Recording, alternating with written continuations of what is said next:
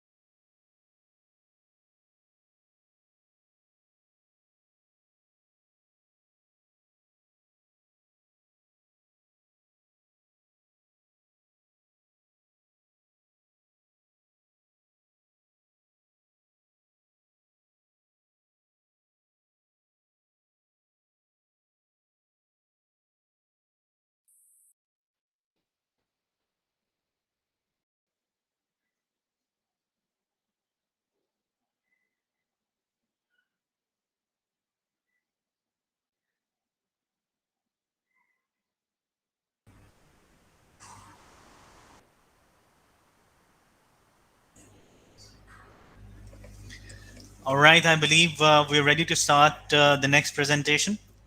I'd like to welcome all of you once again in this All Pakistan Online Education Summit 3.0. Our next presenter is Mr. Andrew Miner. He's a member of the partnership teams of Lab Exchange. Now, Lab Exchange is a global science classroom open to every curious mind. Created at Harvard University, this powerful digital platform makes high quality science education accessible. Mr. Andrew is focused on helping to make educators, students, and researchers aware of this free resource. A huge and warm welcome to you, and thank you so much for gracing us with your presence today. The mic and floor is over to you. Syed, thank you very much. And thank you very much to the Hybrid Institute of Contemporary Studies for the invitation to speak here today. And thank you for inviting me to this wonderful summit. My name is Andrew, and I'm going to be sharing my screen with you today, and I'm going to take you through a brief explanation about what Lab Exchange is and what you can do with it, just as a means to communicate more widely as to what is available to educators and students from a free educational resource point of view. I'm going to share my screen now. If once I've done this, I'm sorry, just clicking on it now. Um, Nothing seems to be happening. Syed, is share screen enabled? Can you please confirm? Yeah, share screen should be enabled. Make sure. Let me make sure you are the presenter. Can Thank you you. click on the share screen at the bottom when you Yes, click I on am. that? What happened?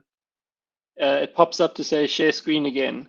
Yeah, make sure you select the entire window or select whatever the window and commit. Then it will be sharing. It will be sharing Okay, this. there's no option to select my entire screen or a window, and Did no you commit button. did you see an OK? The browser often asks you uh, to uh, to give the screen sharing privilege to this I application. I don't see any request from the browser popping up. Let me share my screen with you to show you how it Okay. works. So let me kind of share my screen. Can you see my screen now? Yes, I can. Okay, so what you will do is if you notice you have a hide, you will click on this. When you click on this, it will pop up. It will pop up a share screen unless your browser does not enable you to see a pop-up window. Once you Ah, pop up, you select whatever you want the window or the entire screen you want to share. Say share. There will be a button share and cancel.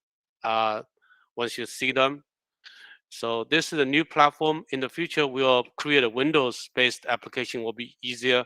However, browser requires security access control, so you have to intervene. Hopefully, I will make you the presenter again. Give it a try. You should be able to make it happen. Let's thank give it a try again. Okay. thank you for your help. Thank you. So I'll make you the presenter, Andrew Miner again. You are the presenter. Try Thank to you. see a pop-up, enable the pop-up, No pop-up, but there is two options now: share screen or share screen in new tab. That's it. So share screen. I've clicked on share screen, but nothing is happening. Which browser you're using? I'm using Chrome. Chrome. Do you have a Firefox? Because make No. to fix the okay to Oh, fix hang on, hang this. on, hang on. Now it's saying share entire screen. Okay, Okay. now it's giving me option to do that for some reason. Let's see if Okay. it is anybody able to see my screen? Yes. Okay, are you still able to see my screen now that I'm in a slide deck? Yeah. Okay. Sorry about that, everyone. Thank you for your patience. Thank Thank you you. very much for your help. I appreciate it. So I'm going to take you through today just a bit of background to why Lab Exchange, what it is about. There's time for some questions, but please feel free to stop me at any point if you have any questions. I'm happy to make this interactive. So the goals for today is just to give you a brief understanding of what Lab Exchange is and what it offers, and to explain how it impacts students and teachers, And so if you're interested, we can also identify some resources to help you use Lab Exchange today.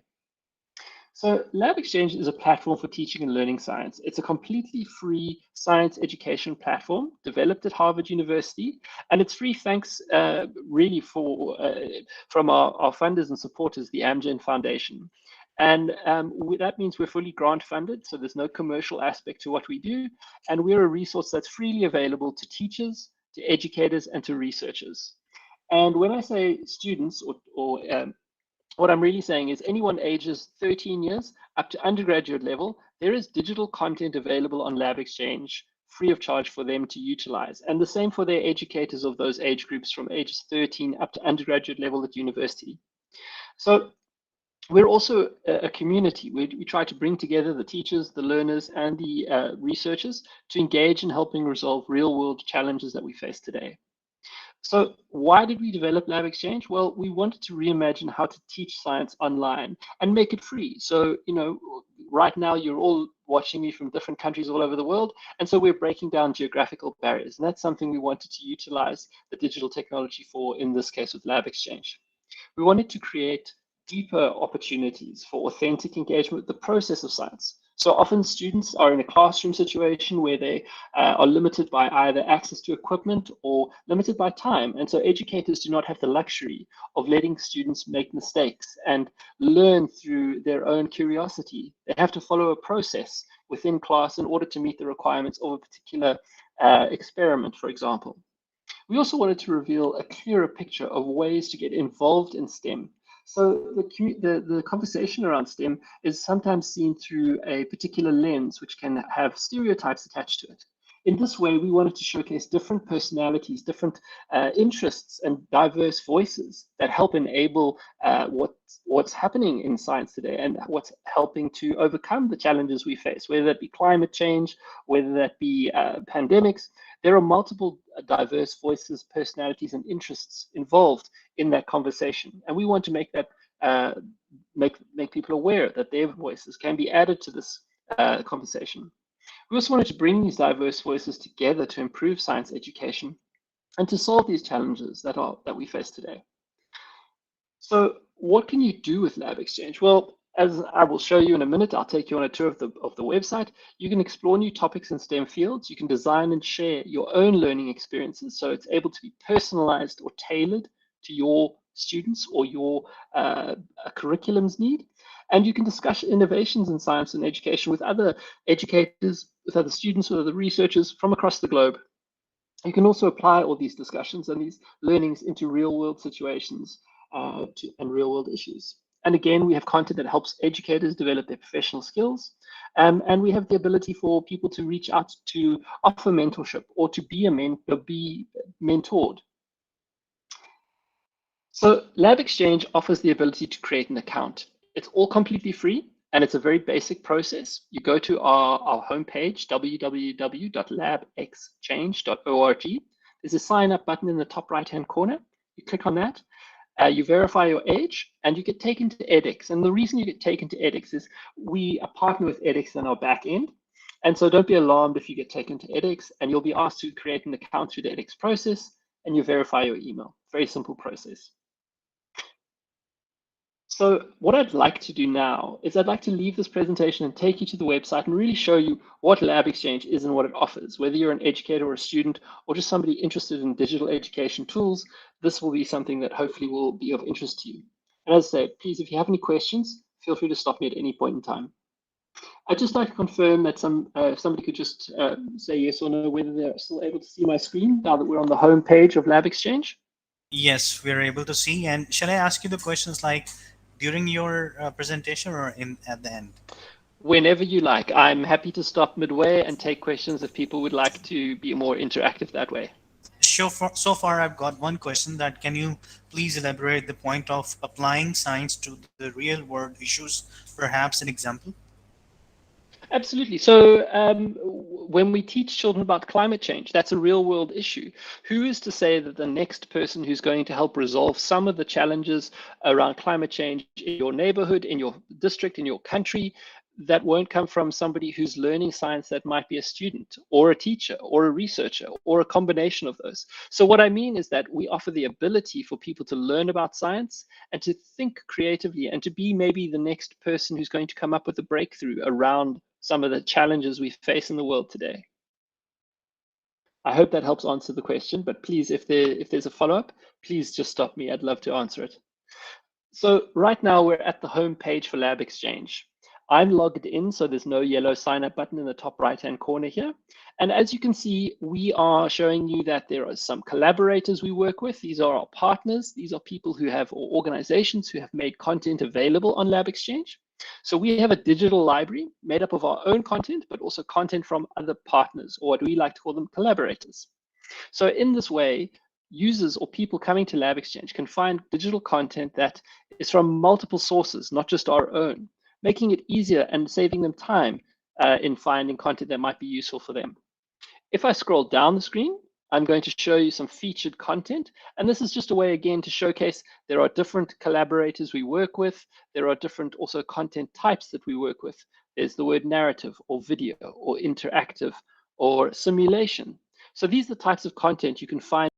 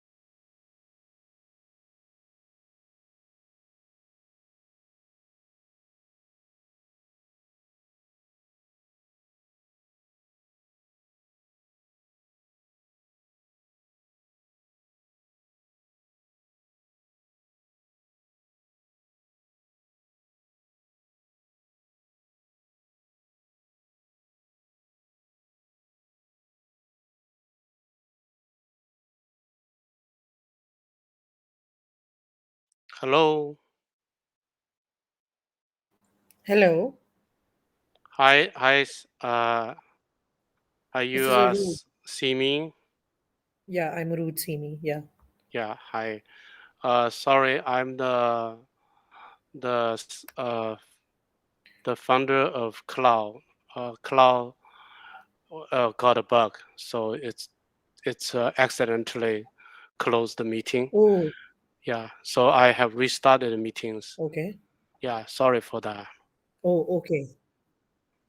So I hope No problem at all. I No hope problem. Mr. Miner will Technology. be rejoining soon. Yeah, yeah, because he was in the middle of the presentation. Yeah. What Are we happened still is, live? yeah, we are actually. Yeah. Okay. All right. So we will hopefully Mr. Miner will be joining soon.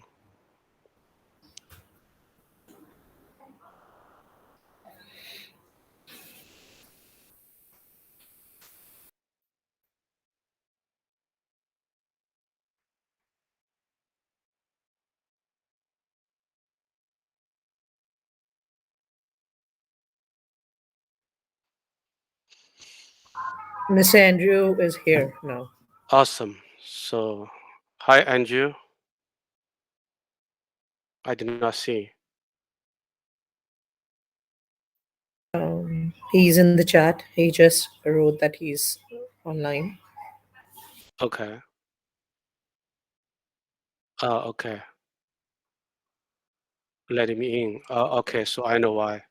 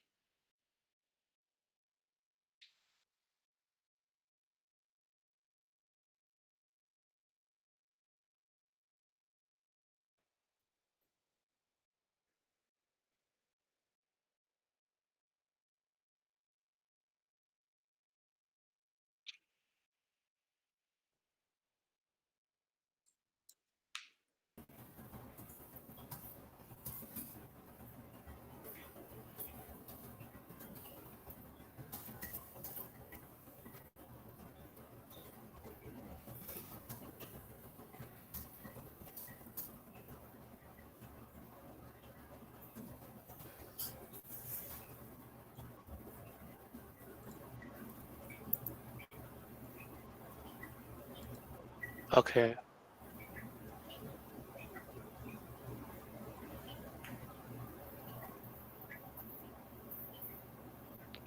Andrew, let me see.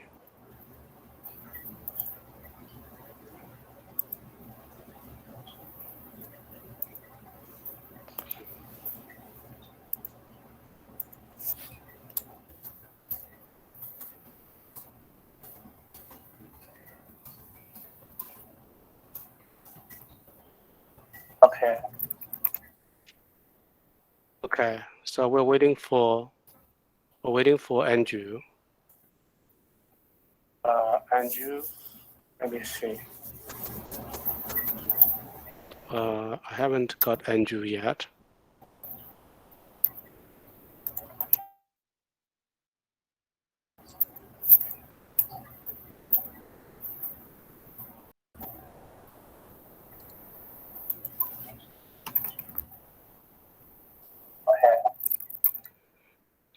Okay.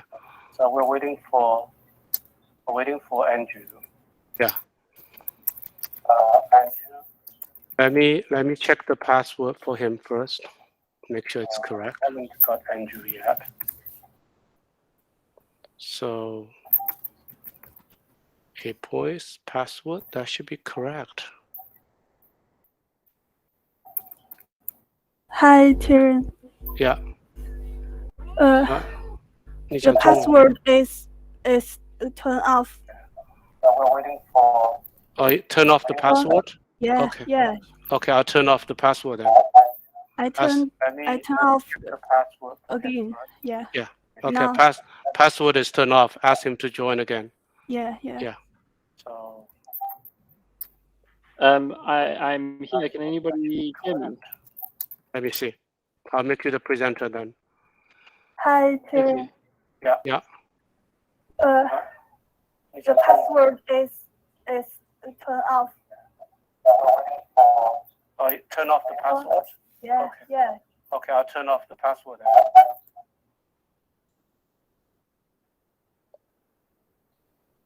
I haven't seen Andrew in yet. Can you see me now? Oh yeah. Yeah, awesome. Okay, so are we back live? Yeah, let me make you the presenter. Thank you very much. You are the presenter. Sorry, it's a new platform. It had some problems. Yeah. No problem. So let me try and share my screen again. I think I'm having the same trouble I had sharing my screen earlier. I think most likely this time will be easier. Just to be patient. There we go. Yeah, no, there we go. All right. Can everybody see my screen now on the Lab Exchange platform? Yes. Okay, thank you very much. All right, apologies everyone. Thank you for your patience. So I was saying that we have a digital library of content, and this is where it is stored under the library button on the top left-hand side. And this is completely freely available to anybody in the world with an internet connection. You don't need to have an account. There's 12,500 pieces of digital content.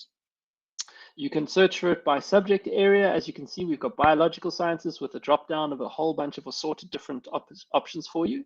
We also have health sciences, physics, chemistry, science and society, which relates to scientific communication, history of science, for example, global health, scientific process, which is really important around data analysis and experimentation. And then we also have professional development content for educators. And we have online learning content to help educators transition to the online learning space. So we not only have content that supports in class, but we also scaffold educators and students around different topics and different areas that they require. When I talk about scaffolding students, we have content that relates to if they are leaving university and preparing for careers, or if they're leaving school and preparing for college or university, or if they're preparing for graduate school. We have content that enables them to think through the process, think through the challenges, and maybe supports that transitional period in their lives. So as you can see, we have a lot of different content by subject. Equally, you can view our content through the lens of the content types that we offer. So I'm sure you're very familiar with text, video, and images. We also have single questions that are already made you can utilize. We have interactive content. We have simulated lab experiments. We have documents. We have groups of questions to help. We have teaching guides, which are lesson plans for lessons for teachers. We have podcasts. We have case studies. We have digital textbooks, and a few that I've missed out that I'd like to talk to you about. We have what we call a pathway.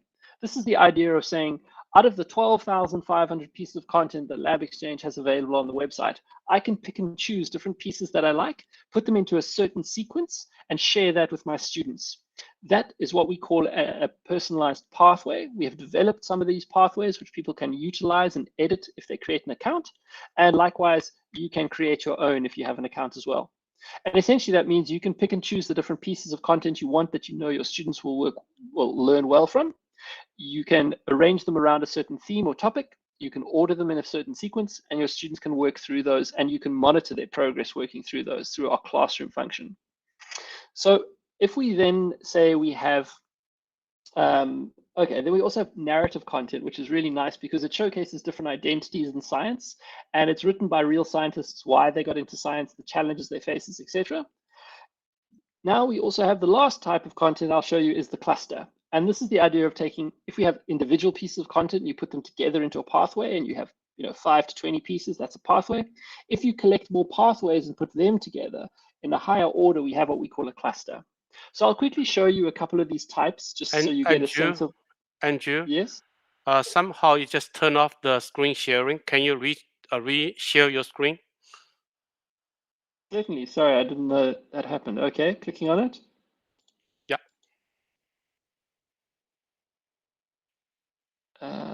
Waiting for it to come up again. Let me see, Andrew. I know why. Somehow you lost the presenter privilege. You are the presenter now. Yeah, sorry for that. No problem. Thank you very much. Okay. Can you reshare your screen? At the moment, I am. Can you see it now? Yeah, it's coming up. Brilliant. Yeah. So we also have, as I mentioned, the pathways, but if you stitch pathways together, you get clusters. So I'll show you a few of these different types. I'll just briefly show you some more information that you can refine on your search by. We have background knowledge. So if you're coming to science for the first time and you have a piece of content you want to view and it needs no background knowledge, that's for you. If you've finished high school, started university, you've got some background knowledge, that content is relevant for you. And if you have extensive background knowledge, you've finished undergraduate level of science, that content will be relevant for you. You can also search by video duration, by our content sources. These are collaborators or partners that are on the site live and have made content available that you can search through. And they are varied from YouTubers, private for-profit companies, not-for-profit institutions, scientific academies, universities. There's a whole range of content there. And then we also have content that we've been able to translate into different languages.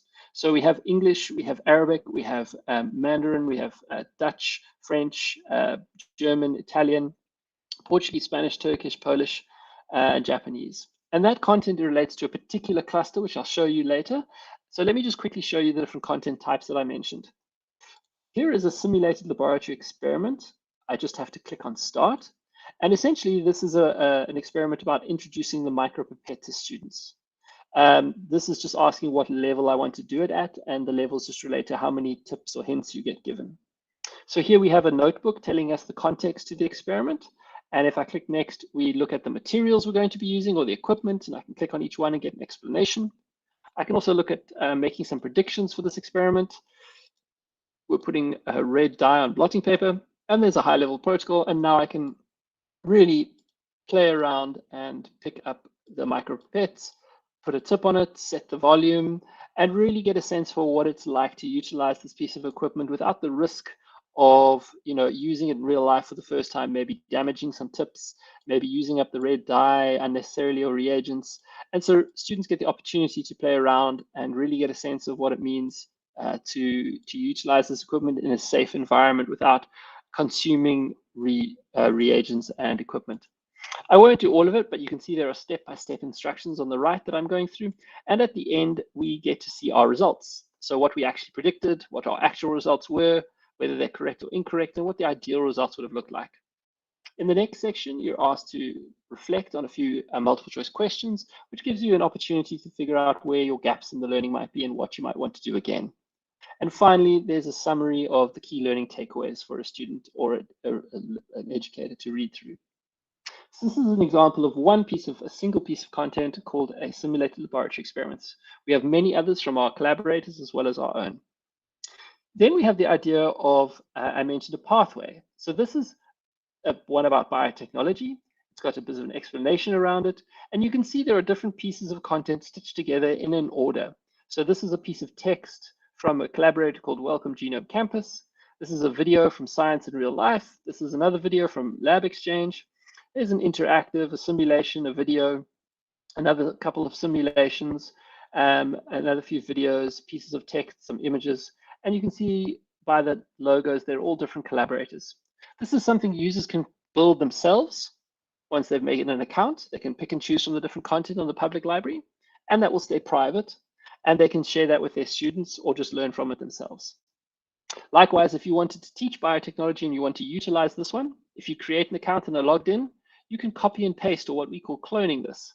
And you can copy and paste this and then edit it. And when I mean edit, I mean you can delete this video and bring in another piece of content from the public library or outside the website, if you prefer, from your own treasure trove of content as an educator. And you can change the order that you might see these pieces of content in. It's really up to you. Then I mentioned we have the idea of a cluster. This one, again, is about concepts and techniques in biotechnology. And this cluster is made up of these different hexagons, which are different topics.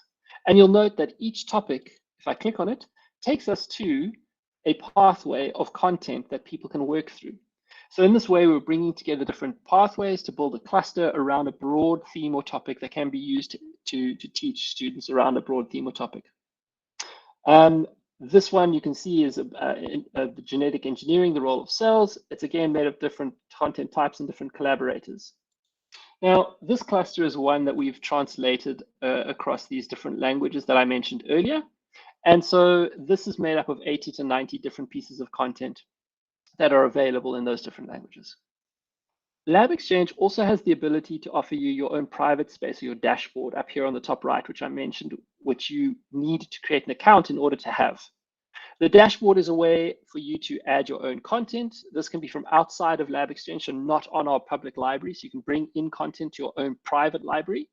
And you can bring in these different content types. So if you have a video you want to bring in, you just put the URL in there.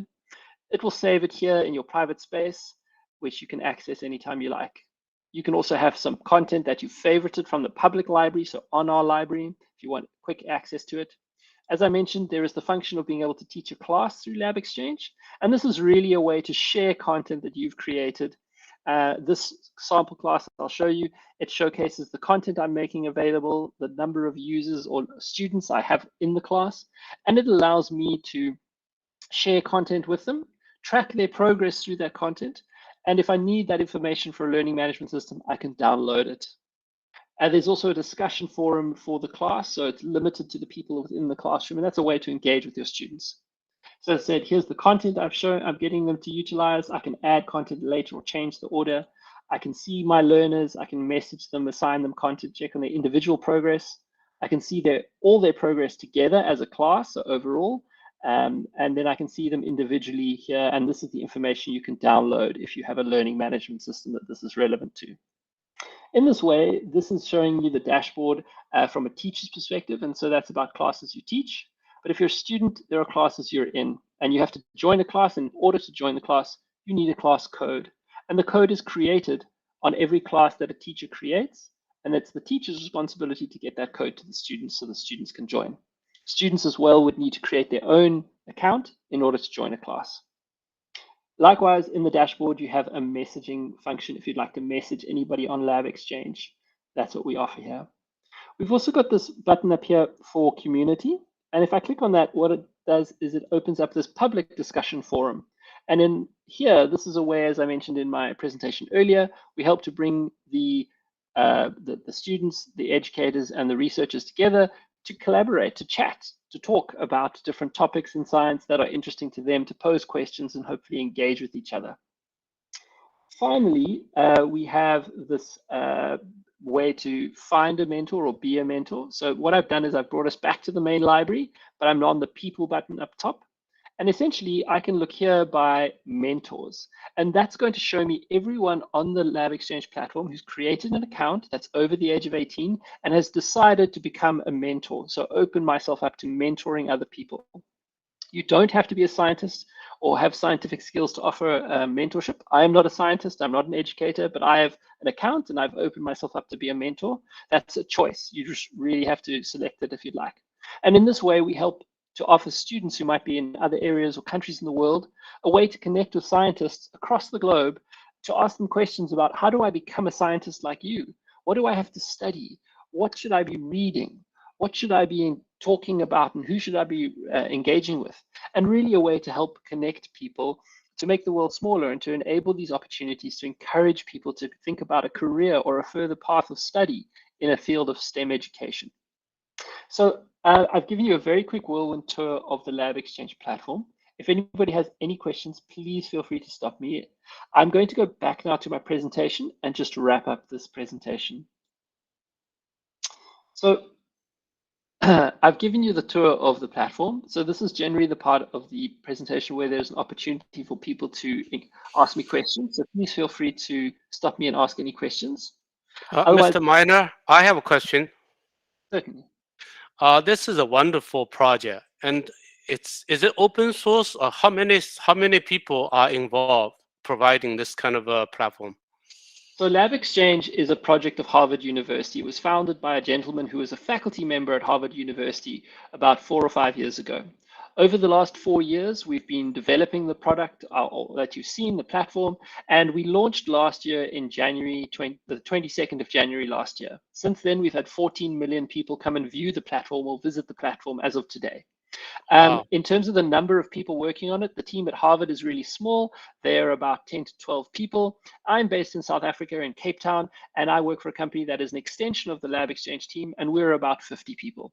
There are other organizations that support them with other services, and so we are a global team of collective global teams helping to keep the platform going and helping to grow the platform. I assume it's a non-profit platform, a non-profit organization, but how do you guys get the revenue? We have, as I said earlier, we have grant funded, which means the Amgen Foundation has graciously given us money to go towards this project, to steward the money responsibly in order to grow the content, to grow the team, and to ensure that we provide the greatest content and the best, highest quality science content from ourselves and the people we collaborate with available on the platform. So it's very focused on kind of more like a life science, right? At the moment, we started with life science last year. That was our focus, but we have expanded and we are expanding. We've gone into the STEM field. So currently we're looking at physics, chemistry, biology, or life science. We're also looking at data science, mathematics, and we hope to expand that as we have resources available to do that in time. And those resources would be obviously financial, but also the right people and the right skill set. We're made up of teams of educators and scientists, so subject matter experts who are able to help us review content from other collaborators and ensure its scientific accuracy before we make it available on our public library. It's a wonderful, wonderful platform. Thank you very much. If there are any more questions, please feel free to stop me. I'm just going to continue, but this is not the end of the question session. So if anybody wants to know a bit more about what we've been through today, we do have a cluster of content that I'm going to send you the link in the chat, if that's all right. And that link will then enable you to go through some of the things that I have spoken about today. I'm just looking for the chat box quickly. There it is. So this link will take you to what we call the remote learning cluster, as you see on the screen. This cluster really tells you a bit about how to get started with Lab Exchange, how to create an account, how to create a class, how to add content, and gives you a better sense of some of the things I've taken you through today. Please feel free to share it with anybody you think might find it useful. The goal of Lab Exchange is to share Lab Exchange with as many people or groups of individuals and students and educators as possible across the world, in order to help them study further, engage further with STEM fields, and hopefully become the next famous scientist. Just to wrap up, one of the things I would just like to remind people, if they're interested, if you'd like to create an account, please log on to our website, click the sign up button in the top right-hand corner, verify your age, you'll be taken to edX and just select create an account. If you have an existing edX account, you can sign in with those credentials as well, and just check your email to verify your account is created. So I really encourage you to explore Lab Exchange, play around, create a class or share content with people that you've built or you'd like to add to your own private space, your own private library, and feel free to share about Lab Exchange in your network. We have content on our YouTube channel. We're on YouTube, LinkedIn, Instagram, and Facebook, so please feel free to follow us. And YouTube, you'll find some content about, not only content on the website, but also content about the website. So thank you very much for your time. Please feel free to engage with me. My email address is available through the organizers if anybody would like to contact me directly. Otherwise, please feel free to use the email address on screen, collaborate@labexchange.org. And yeah, follow us on social media and let us know if you'd like us to come and do a similar presentation for your school, your university, your students, your educators. We'd be more than happy to do that. Again, we do this free of charge. So thank you very much, everyone, for your time today. And thank you again to the Hybrid Institute for inviting us to present. And thank you very much for this time. Really appreciate it. Thank you so much, Andrew. That was really, really insightful, and I was really enjoying the information that you were sharing. I'd just quickly like to request Tehran, if you can please make Meher Jan a speaker as well, please. She's in students in the part of members.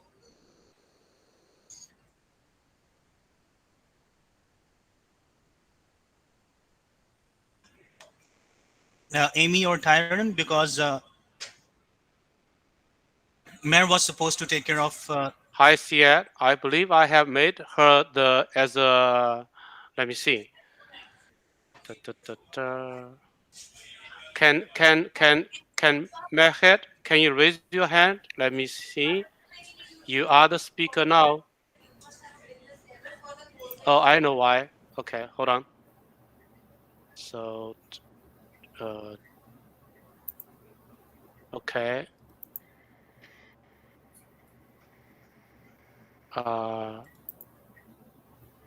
Meher, you are a speaker. Let me see. Hold on. You are a speaker now.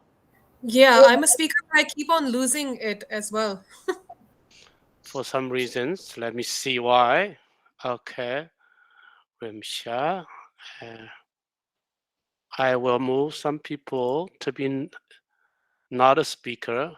I'll make you as a speaker again. Okay.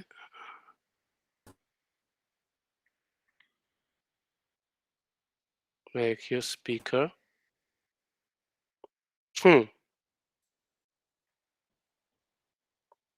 Yeah, somehow the system It keep making you back to be a non-speaker. yeah, I don't know. Oh, I know why.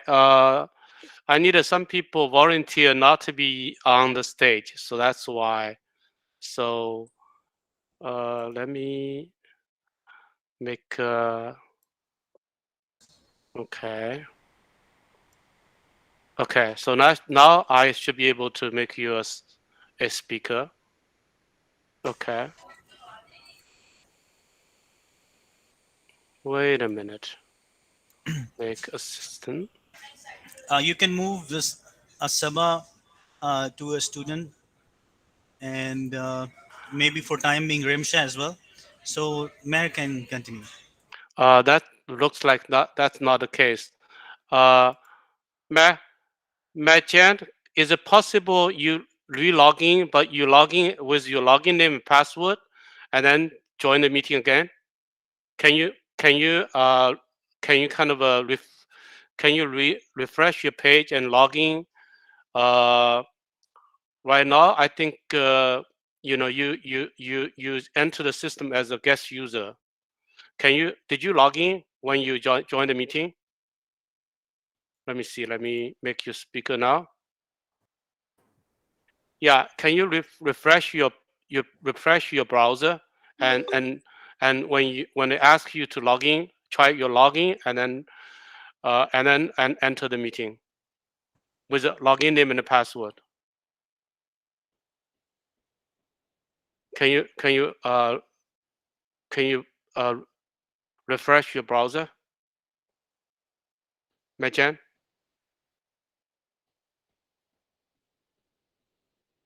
Okay, I made you a speaker now.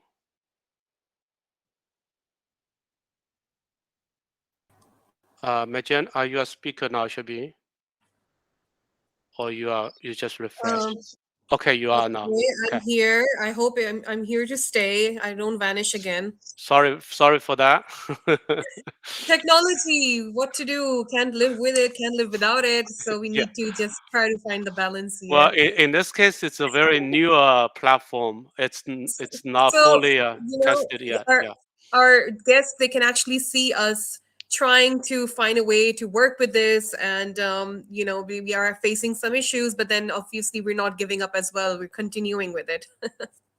Yeah, that's the way All to right, perfect. embrace new technology. Exactly. I mean, obviously there's going to be a few errors in the start, but then who knows, it's just going to speed ahead. So I won't waste further time.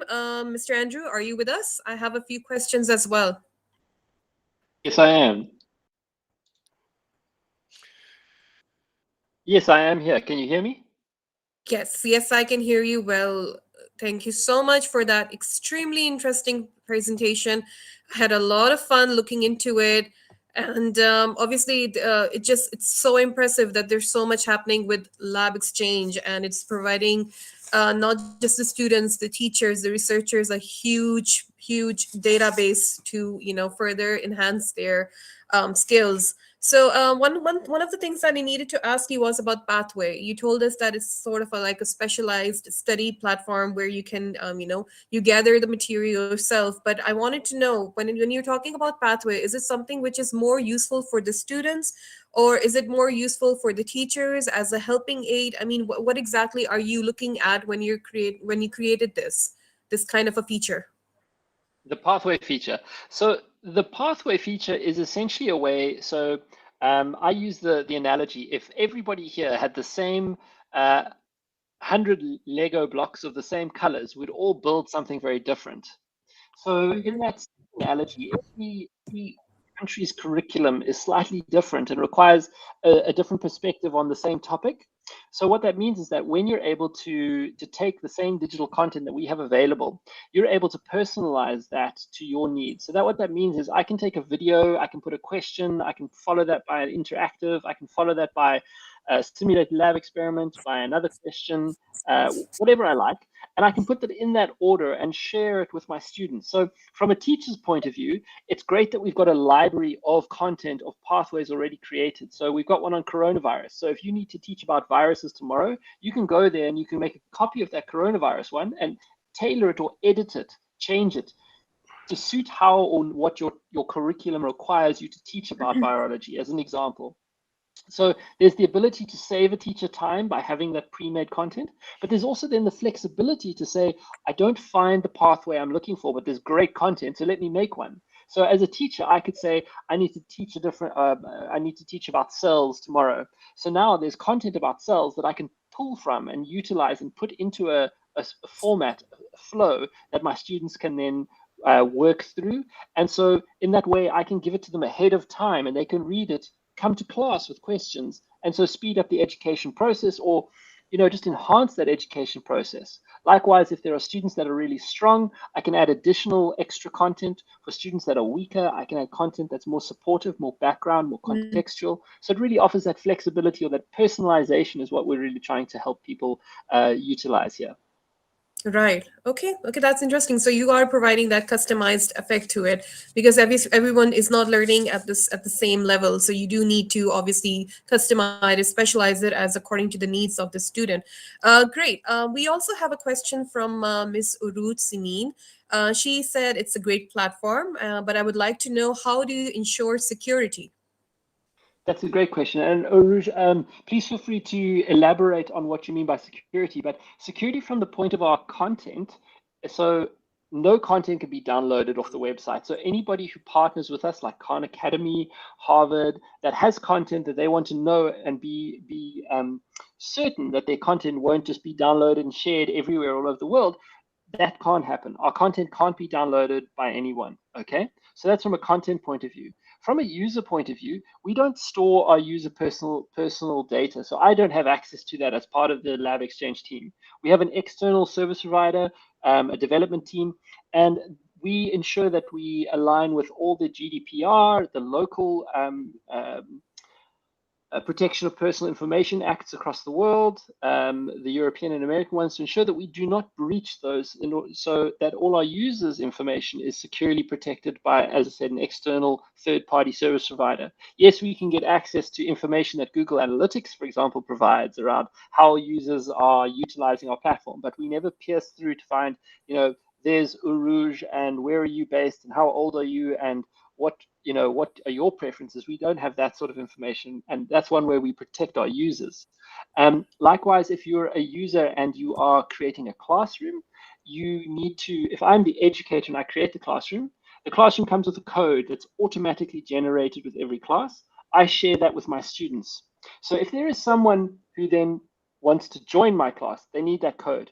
If they get that code, they then come through to me on my dashboard and I see a request.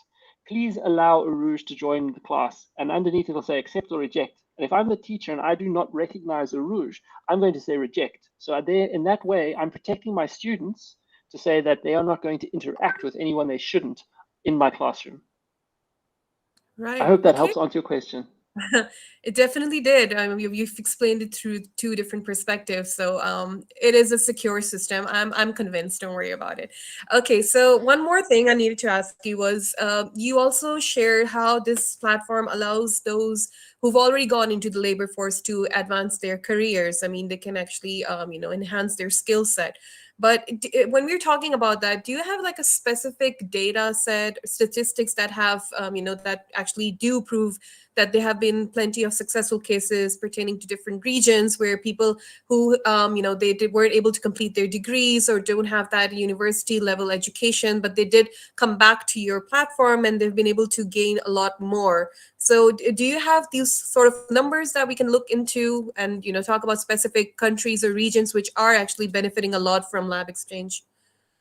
So the short answer is unfortunately not. So as I said, we launched last year, so we are a year and 10 months old. And in that time, we haven't yet been able to partner with an external collaborator who's well placed to do that sort of testing, to monitor and evaluate the impact of our system. That's definitely something that we want to do over the next 6 to 12 months and figure out how can we then showcase to people, here is hard data that shows by using Lab Exchange, it helped certain students in certain countries or in certain situations learn more, which helped them pass their exams or their tests. That would be wonderful for us to be able to develop. So if anybody has any insight or ideas around how to do that, please feel free to let us know. But yes, the short answer is we don't yet have that. That is an area we want to definitely have hard data, so we can say, like, we're a free platform, but by using us, people have been able to achieve these results. That would be wonderful.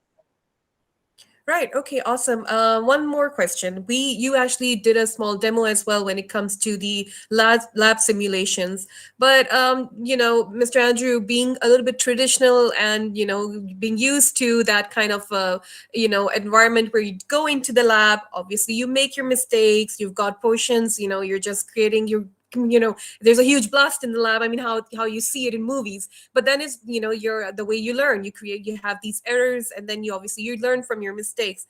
But when you're talking about lab simulations, I mean, it looks really nice on the screen, but is it actually providing that kind of learning, as if you compare it to going in practically into a lab, and you're doing all these experiments, and you're just creating your own portions or whatever there is that you're trying to creating your own Hulk in the lab? But is it actually the same thing, or obviously there is some sort of there's the element of practicality missing from it? Yeah, absolutely. So I think what we offer is a great way for students to engage in laboratory work, especially in the time that we've had over the last 2 years. Lots of labs and universities have been closed. Lots of first-year students haven't had the opportunity to even pick up a micropipette yet. But this offers them the opportunity to play around with it and get an idea of what the equipment does, how to utilize it, how to use it safely, what are the correct etiquettes and procedures to utilize it in. And so in this way, we're not trying to replace in-person labs at all. We're trying to supplement and support them. So what that means is that students can play around before they go into a lab with this equipment, or after, and figure out where their gaps might be, whether it's an experiment, whether it's a piece of equipment they are utilizing and learning from. We want to help encourage that curiosity and that ability to engage with that piece of equipment or that experiment, and help them understand what they're doing before they get into a lab. So as you say, there are fewer explosions when they get into the lab. I remember as a first year science student, I only did the first year of science, I must be honest, that when it came to labs, we still had to follow, you were creating a blue liquid, so you had to follow these 7 steps. And if you didn't get them right, your liquid was pink, you had done something wrong. But in the same way, there's a limit in time and in equipment and in what I have the space to make mistakes in. Whereas online, there are limitless opportunities in terms of your own time, hopefully, to make those mistakes and really learn through that process. So we want to help people understand that making mistakes isn't bad. That's how some of the greatest scientific discoveries were made. But in some instances, especially in high school, I remember in high school, you had a 30-minute or 40-minute class, and you had to do everything in 30 or 40 minutes and move on to the next class. And so that time limitation obviously really didn't offer that ability to make a mistake and learn from it so much. And that's what we're trying to offer people here. But again, we're not looking to replace in-person learning. We're hoping to support that and enhance that through this extra means or digital means. Right. Mr. Miner, I have a related question.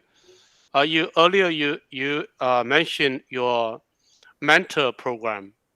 How does the mentor help such student to learn the lab information, the lab skills in a better way? And are these mentors at a charge, or they are free as well? So mentors are anybody who in the world who goes to Lab Exchange, creates an account, and then on your account, you're able to select, push a button. Do I want to be a mentor? Like yes, no, on, off, basically. Once you've done that, you cannot go out and look for a mentee or someone to mentor. It's up to the mentees to go out and say, I want to learn from Uruj or Mirjan. I go and search for you, and I find you, and you have created an account on Lab Exchange, and you've selected to be a mentor. And I come to you and say, you're a scientist in area ABC. I would love to learn more about ABC. Please, can you tell me what I should be reading? You're then able to go onto the digital library, and you can assign content from that library to me, or any content you like, and say, read this journal, read this article, watch this video. And you can see if I do it or not. It says complete or incomplete. So you can see if I'm wasting your time. And then you can say, listen, I'm a busy professional. I'm doing this in my spare time. I can't give you more content. I'm going to have to end this relationship. Please, can you find another mentor, or I can connect you with another colleague who's on Lab Exchange, whatever the case might be. Likewise, a student could be really diligent and work through all the content.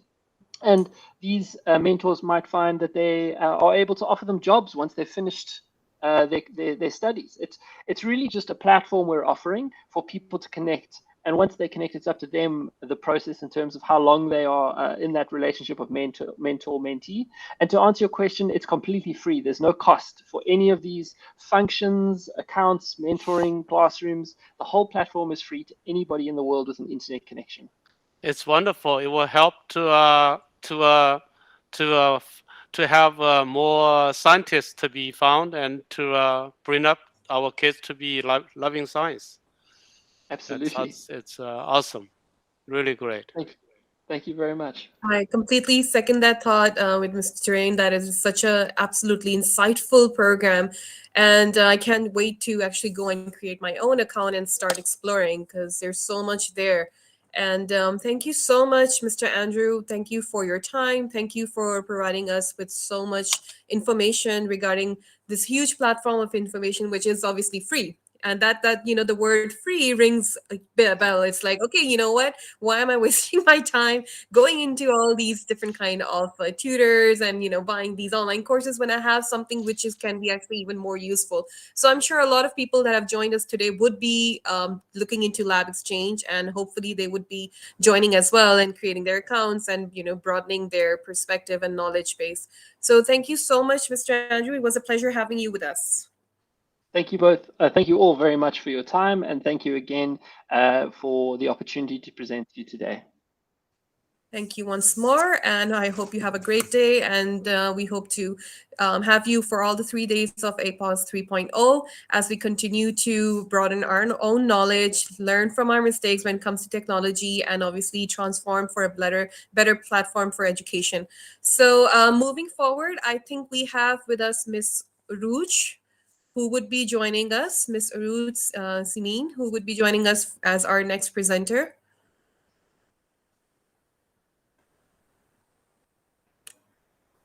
Is Mr. Rouge with us? Let me check. Please.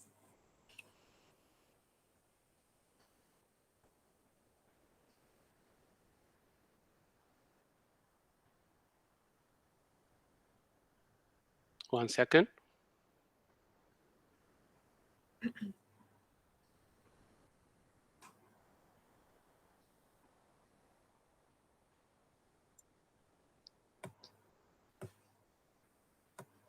So, Mr. Rouge, you are the presenter now. Can you turn on your microphone?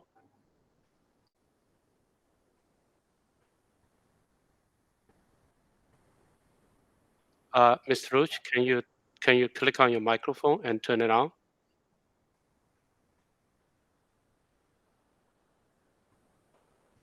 At the bottom right, there's a microphone. If not, please refresh your browser.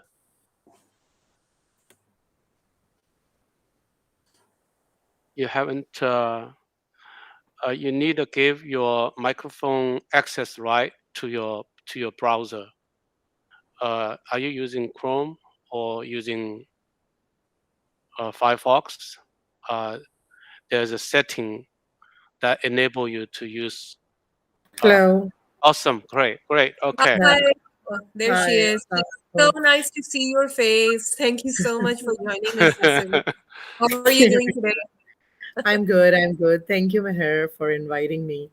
And Awesome. Before starting off, I just wanted to give us a brief intro to Miss Rouge and to Stream Extreme. Is that okay, Mr. Rouge? Can I? yeah, Can I? sure. Okay, so Miss Aruj is an engineer by profession and an educationist by passion. She has a degree in computer engineering and she's certified with the Six Sigma Black Belt. And she has been working in this field for the past 12 years. And as an educationist, her main focus is on child led education using project based and stream based, which is science, technology, research, engineering, arts, and mathematics, and game based learning.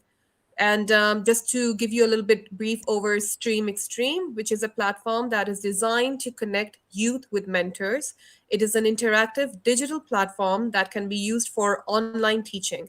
And the mentors have an option to conduct live sessions and to upload pre recorded videos, lectures, PDF notes, images, and interactive 360-degree tours.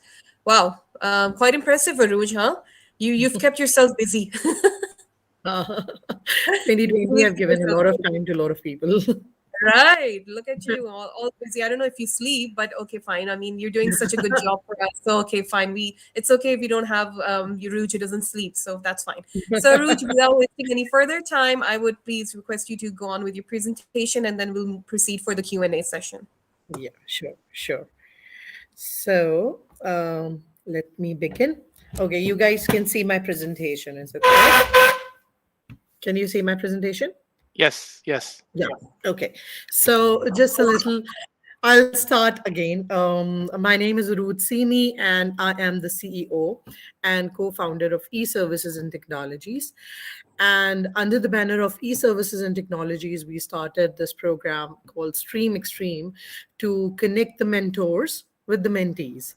Um, so, before I begin the presentation, I would like you to imagine that youth around the world connected with each other and then connected with the national and international experts or mentors. A student sitting in Chakwal, Pakistan, mentored by an astronaut on International Space Station. Pakistani youth solving complex stream based challenges and get evaluated by international experts. Young student attending world artificial intelligence competitions and then getting connect with AI experts. This is not a dream. We have already made it a reality. We started e-services and technologies around 4 years ago, and with the aim to bring quality international programs from around the world to Pakistan. The main We have partnered with multiple international organization that include Destination Imagination from United States, Cornucopia from UK, World of Possibility from UK, VACI, that is the World Artificial Intelligence Competition for Youth, Janet's Planet for an Astronaut Academy, Steam Space, Educate Motivate, that is run by an NASA engineer, and Explore Mars USA. So what right now we are doing is that under the banner of e-services and technologies, we are running two different programs, Stream Extreme and Space Extreme. And under both of these programs, we are connecting the Pakistani youth with international experts and youth around the world. So, as I mentioned earlier, that we started Stream Extreme as an on-site program. We had a plan in mind to we used to introduce different mentors from around the world to Pakistan. They used to come over here, and but then 2020 hit, and it is no secret that 2020 challenged us all in a unique way. The transition to varying model of remote to in-person and hybrid learning was accelerated. At Stream Extreme, we remain consistent and trusted way for students, educators, parents, industry speakers alike to continue connecting and talking about real world work and life. We have recently organized an educational conference by the name of Destination Imagination, in which multiple students were able to present their stream-based challenges and all online at the comfort of their home, and then get connected with the mentors from around the world. Last week, we have organized a Humans to Mars conference at our Space Extreme platform, and we had experts from IBM, NASA, and even International Space Station who get connected with the youth of Pakistan. So, what problem are we solving? We are introducing international best practices in education from around the world to Pakistan. We are providing one platform for multiple international educational experience, and we are connecting mentors and experts with the Pakistani youth. So, some of the features of Stream Extreme. This portal have a virtual resource center where subscriber can access ongoing workshops, live seminars, and interact with the mentors and peers. The virtual resource center will promote self-directed learning and connect students with national and international experts. We have a very dedicated destination imagination virtual incubator. This incubator is for institutions where teacher will receive training specifically related to destination imagination stream extreme challenges. And we organize affiliate tournament, national tournament, and then international tournament on the platform. We also organize different conferences. So, like I mentioned earlier, that we have organized a Humans to Mars Summit conference on the platform. And we have an ongoing running Janet's Planet Astronaut Academy where student not only interact with Janet, learn about science and space sciences, but they get to interact with real life astronauts. We also run a program by the name of Cities in Space on the platform, in which the students design different cities for Mars exploration or space exploration. Then we have talk by Gabe, who is a NASA engineer, and then student get connected with Gabe as well.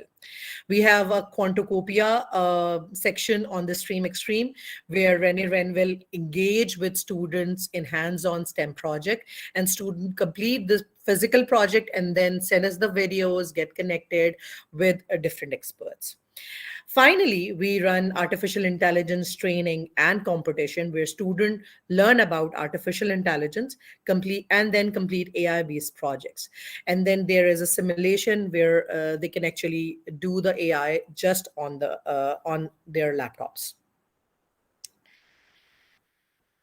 Why are we doing this? We are doing this because we want to provide a one-on-one connection with the students and with the mentors. There's a career growth because students are the one who select what they want to do, and then they excel in that particular thing. They also get to build their network, and they get to learn from the experts.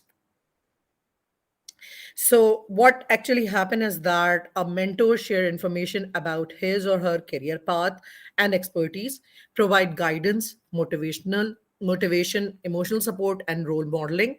A mentor help with the exploring different careers, setting goals, and developing contacts and identifying the resources. It's a self-learning platform, so students are the one who decide what they want to do. There are multiple things. There is STEAM projects. There are space-related activities going on. So students are the one who decide what they want to do. They select that, and then they start learning in a very unconventional manner. They start to learn 21st century skills.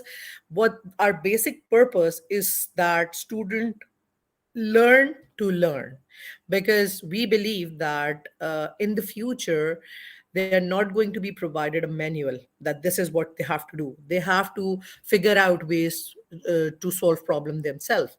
So that our main purpose is that students learn on their own. That is why when they decide what they want to learn, they learn to learn. Okay, so before taking your questions, I would like to share my screen. Do I have that option available? Yeah, I do. Okay, and show you the platform so that you can get a look at how things work over there. Please tell me if you can see my screen. It's coming up. Yes, we can see your screen now. Okay, so as I mentioned earlier, that on e-services and technologies, we have two different programs, Stream Extreme and Space Extreme. Under the banner of Stream Extreme, we have multiple mentors on board. And once you make an account on the platform, you go inside, and this is the basic landing page where you land. Okay, and there are different, as you can see, that there are different program going on the platform. There are different themes that you can get selected, and if you select one of the program and go inside the program, there are multiple areas available. So there is a scientific project available, there is an engineering project available, we have a live auditorium where you can go and have live conferences and get connected. And then, for example, if I go into my engineering room, there are different students, there are different students who can get connected, sorry, who can show us their different projects. So this is the second view of our platform, in which when you go inside, we have different stalls available on, and on each stalls there is a different activity going on. So for example, I go to the Ready AI platform, and on the Ready AI platform we have a recorded video of one of the mentor, and there are documents available that you can download. There is a 360 view available of that particular project, and then you can join a live call with your mentor as well. Similarly, for our space conferences, if you go inside a space conference, we have, for example, Janet's Planet available. And on the Janet's Planet platform, you can get in touch with Janet, talk to, there is a live recorded video of Janet, a 360 view, some of the documents that Janet has provided, and you can join a live call that is organized by Janet weekly or monthly. It depends on what the mentor decide, how much and how often they want to get connected. So, for example, in some way, if something happens and you are not able to attend any live call, then you can send a private message to the mentors as well, and then they can get you. Then they can answer all of the questions privately as well. So there is a live call available, you can get in touch and take that live call. If you are not able to take the live call, you can always see the recorded video, and if you have some questions, you can submit your questions through the platform as well. So this is the basic look of the platform. As I told you, that we have multiple speakers on board who are with us and who are get connect, who provide this kind of information to the students and get connected with the students. So I'll stop sharing my screen now, and I'll come back over here. And if you guys have any questions, please do let me know. Wow, thank you so much, Suri. That was extremely awesome. Thank you. It's I'm just gonna go out and say it. Being a Pakistani, when you see a Pakistani woman creating something on such a massive scale, I mean, hats off to you. I absolutely enjoyed it, and I'm really hoping that our student body is also going to be gaining a lot of benefits from it.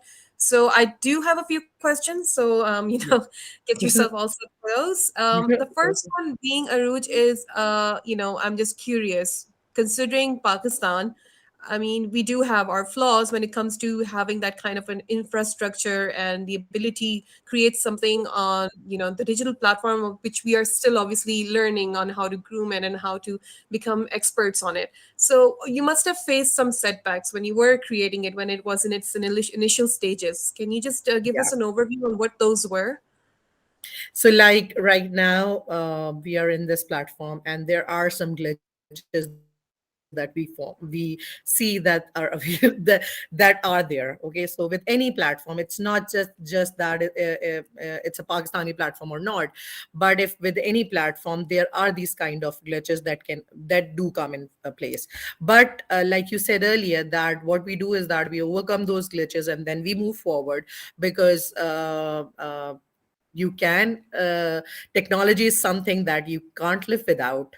And we launched this platform last year with our first conference of first affiliate tournament of Destination Imagination in Pakistan. Pakistan.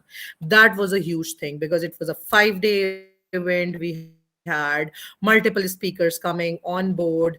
It was a bit difficult to get the speakers on board because they just need one thing. You click on something and you come over there. So to get them familiar with the platform, that was something somewhat of a challenge.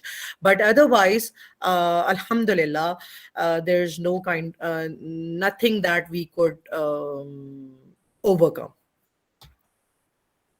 Wow, that is obviously the realistic approach to it and the realistic picture of it. So I just wanted that to come out as well. Before asking Yeah. my second question, I just wanted everyone who have joined us, who are with us, to, if you have anything you want to ask Miss Aruj, could you please leave your questions in the chat box, and I can ask those for you. So moving forward, I have another question. Your child-led ventures are quite interesting. Can you please elaborate a bit more behind its motivation? So I would say that my kids, my own kids, I am a mother of two kids, and I homeschool both of my kids. And the reason behind that is that I want my kids to learn from the experience and learn what they really want to do. I don't want to follow the herd, if I must say. So through that, what I have done is that I've done a lot of research, and I found out that human beings, as Allah subhanahu wa ta'ala has created us, are curious beings. We want to learn. And but what happened is that whenever you try to force something, it started break it starts to break. So if for example, with an egg, if it breaks from inside, you find that there is a chick. But if you break, you can make an omelette out of it, right? So but there's no but the life is not there. So in a similar way, human beings want to learn and they want to grow. But if you force something on them, they're not going to do that. It's a nature.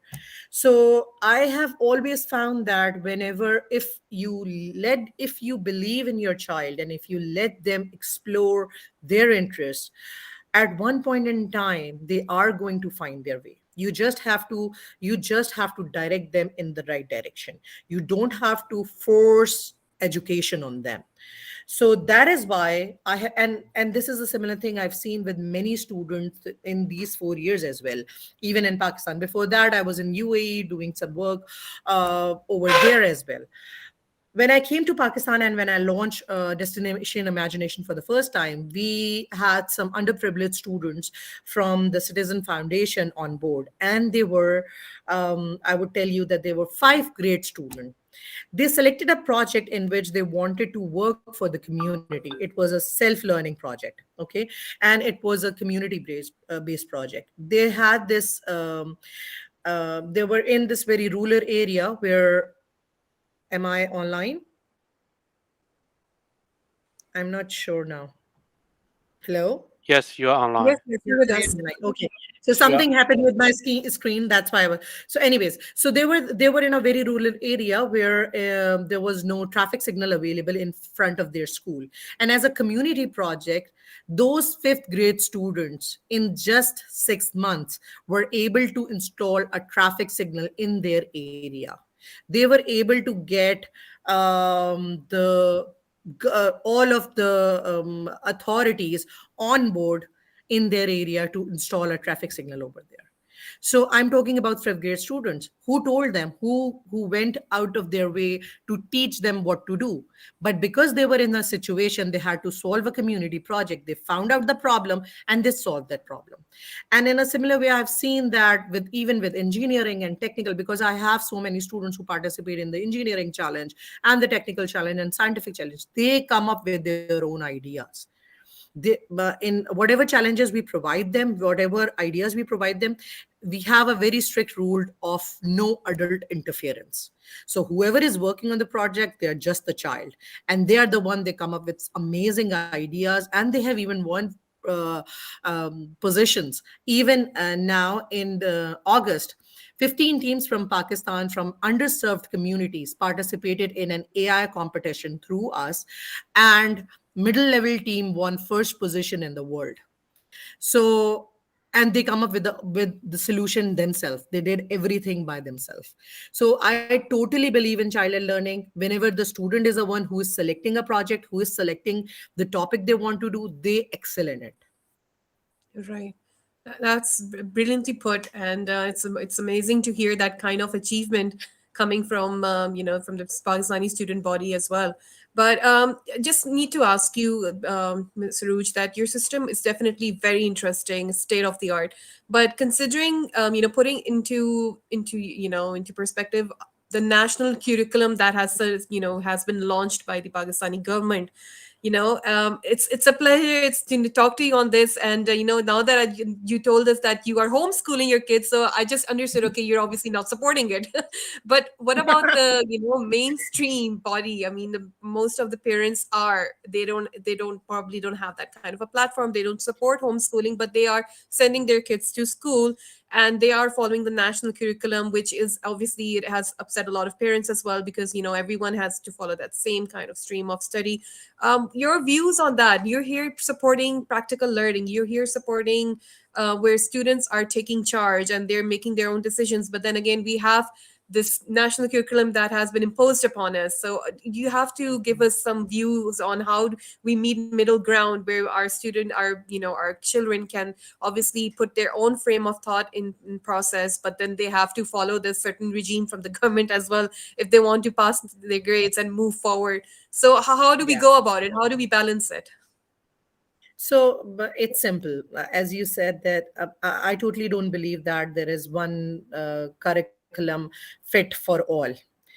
I don't believe that there's one thing fit for all solution, because everybody is different and everybody should be given a chance. But again, whatever the reality of the situation is that this curriculum is here and it is implemented, and it's implemented in a very good or sense as well, because the government wants that there should be a balance in everything. Fine with that. What we can do right now is that we can keep on participating in these kind of different challenges, these kind of different programs. This is why our platform is there, to support you, to gain different knowledge and different perspective, to get in touch with the international community, so that, yeah, you are there, you are learning from the curriculum, that's fine, but this kind of program should be implemented in school level as well. I have many schools who are on board with us, who keep on participating in these kind of programs with us.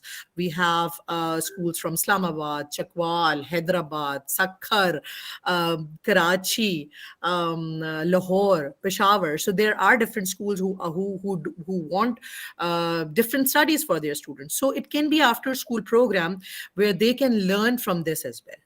So, yeah, the curriculum is there. You have to follow that curriculum. That's fine. You follow that curriculum. But then but when the real life learning comes in, you can have it as an after school program. The parents can even the parents can enroll their children. If they want, they can enroll their children individually as well. They don't have to wait for the school, but the schools can also participate as an after school program, because Right, this right. it is really needed. Right, right. So that probably that is the only way of getting best of both worlds. So Yeah. definitely that is something that should be thought through. We have another question for you. There's a question coming in from one of our okay from one of our presenters, I believe. Creativity is the staple of your institute, and you integrate it very well in your programs. Which creative ideas were exciting for your team? Okay, so it was really nice to explore different kind of scenarios, for thinking that, for even when we were creating the platform, we thought that how can we make it as nearer to the reality, or as nearer to the real life experience as we can. What do we need? We need to communicate with each other. We need to see each other faces. So we have a video conferencing platform available over there. So what we did was that we came in the mind of a student, and we start thinking what we really want, and then we started creating different kind of themes for the platform. So we have a space theme available in which you would go and explore just the space programs. We have an animated theme available in which you are going to go and explore the animated part of it. So it was a very fun learning experience, and it's growing. We haven't stopped yet. We are still making a lot of improvement in it. So the best part was that to think like a child, and how it would excite a child to come on the platform and then get connected with the mentors. Definitely. Very interesting, very insightful. Mr. Ruj, I wish you the very best. And one more thing you need to tell us, we need to have another session where you give us an overview of time management. Because I've been thinking you doing all of this, and then you just told us you're homeschooling two kids. So honestly, I need to know how you're managing your time so we can actually move forward with an after school program as well with the same experience. Definitely. Anytime you want, just let me know, and I would be glad to tell you all about it. Awesome. I'm going to hold you on that. Okay. I would definitely be Yeah, needing it. I need that practical approach in life. So thank you so much, Ms. Aruj. thank This you. was extremely interesting, and we had such an awesome time talking about the program. And obviously, letting the kids take charge, let them take the driving seat, and, make their own destiny, make their own Yeah, dreams come true. So we just need to give them the nudge and to support them. As you said, it's like everyone has their own way in life. They have their own gifts and strengths, so we need to honor that and support it. So with that true. thought, thank you so much, Ms. Thank Aruj, and it's a pleasure having you on APOS 3.0. So we'll be moving Thank you forward so now. much. Thank you so much for inviting me, and it is a really nice conference.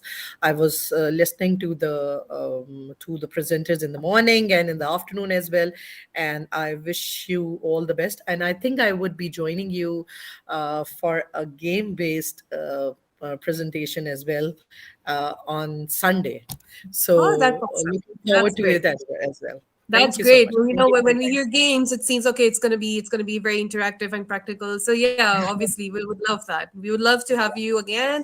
Looking forward to Thank it, you. Mr. Root. So see you on Sunday again. Thank you, Ji. Thank you. Awesome. Assalamu alaikum. Awesome. Walaikum salam. Thank you so much. So moving forward, do we I think we have Miss Seher Wahid with us. Okay. Thank you, Ms. Rouge. You really set a perfect example of using cloud, using live document mixed with screen sharing. So now we're going to move on to the next speaker.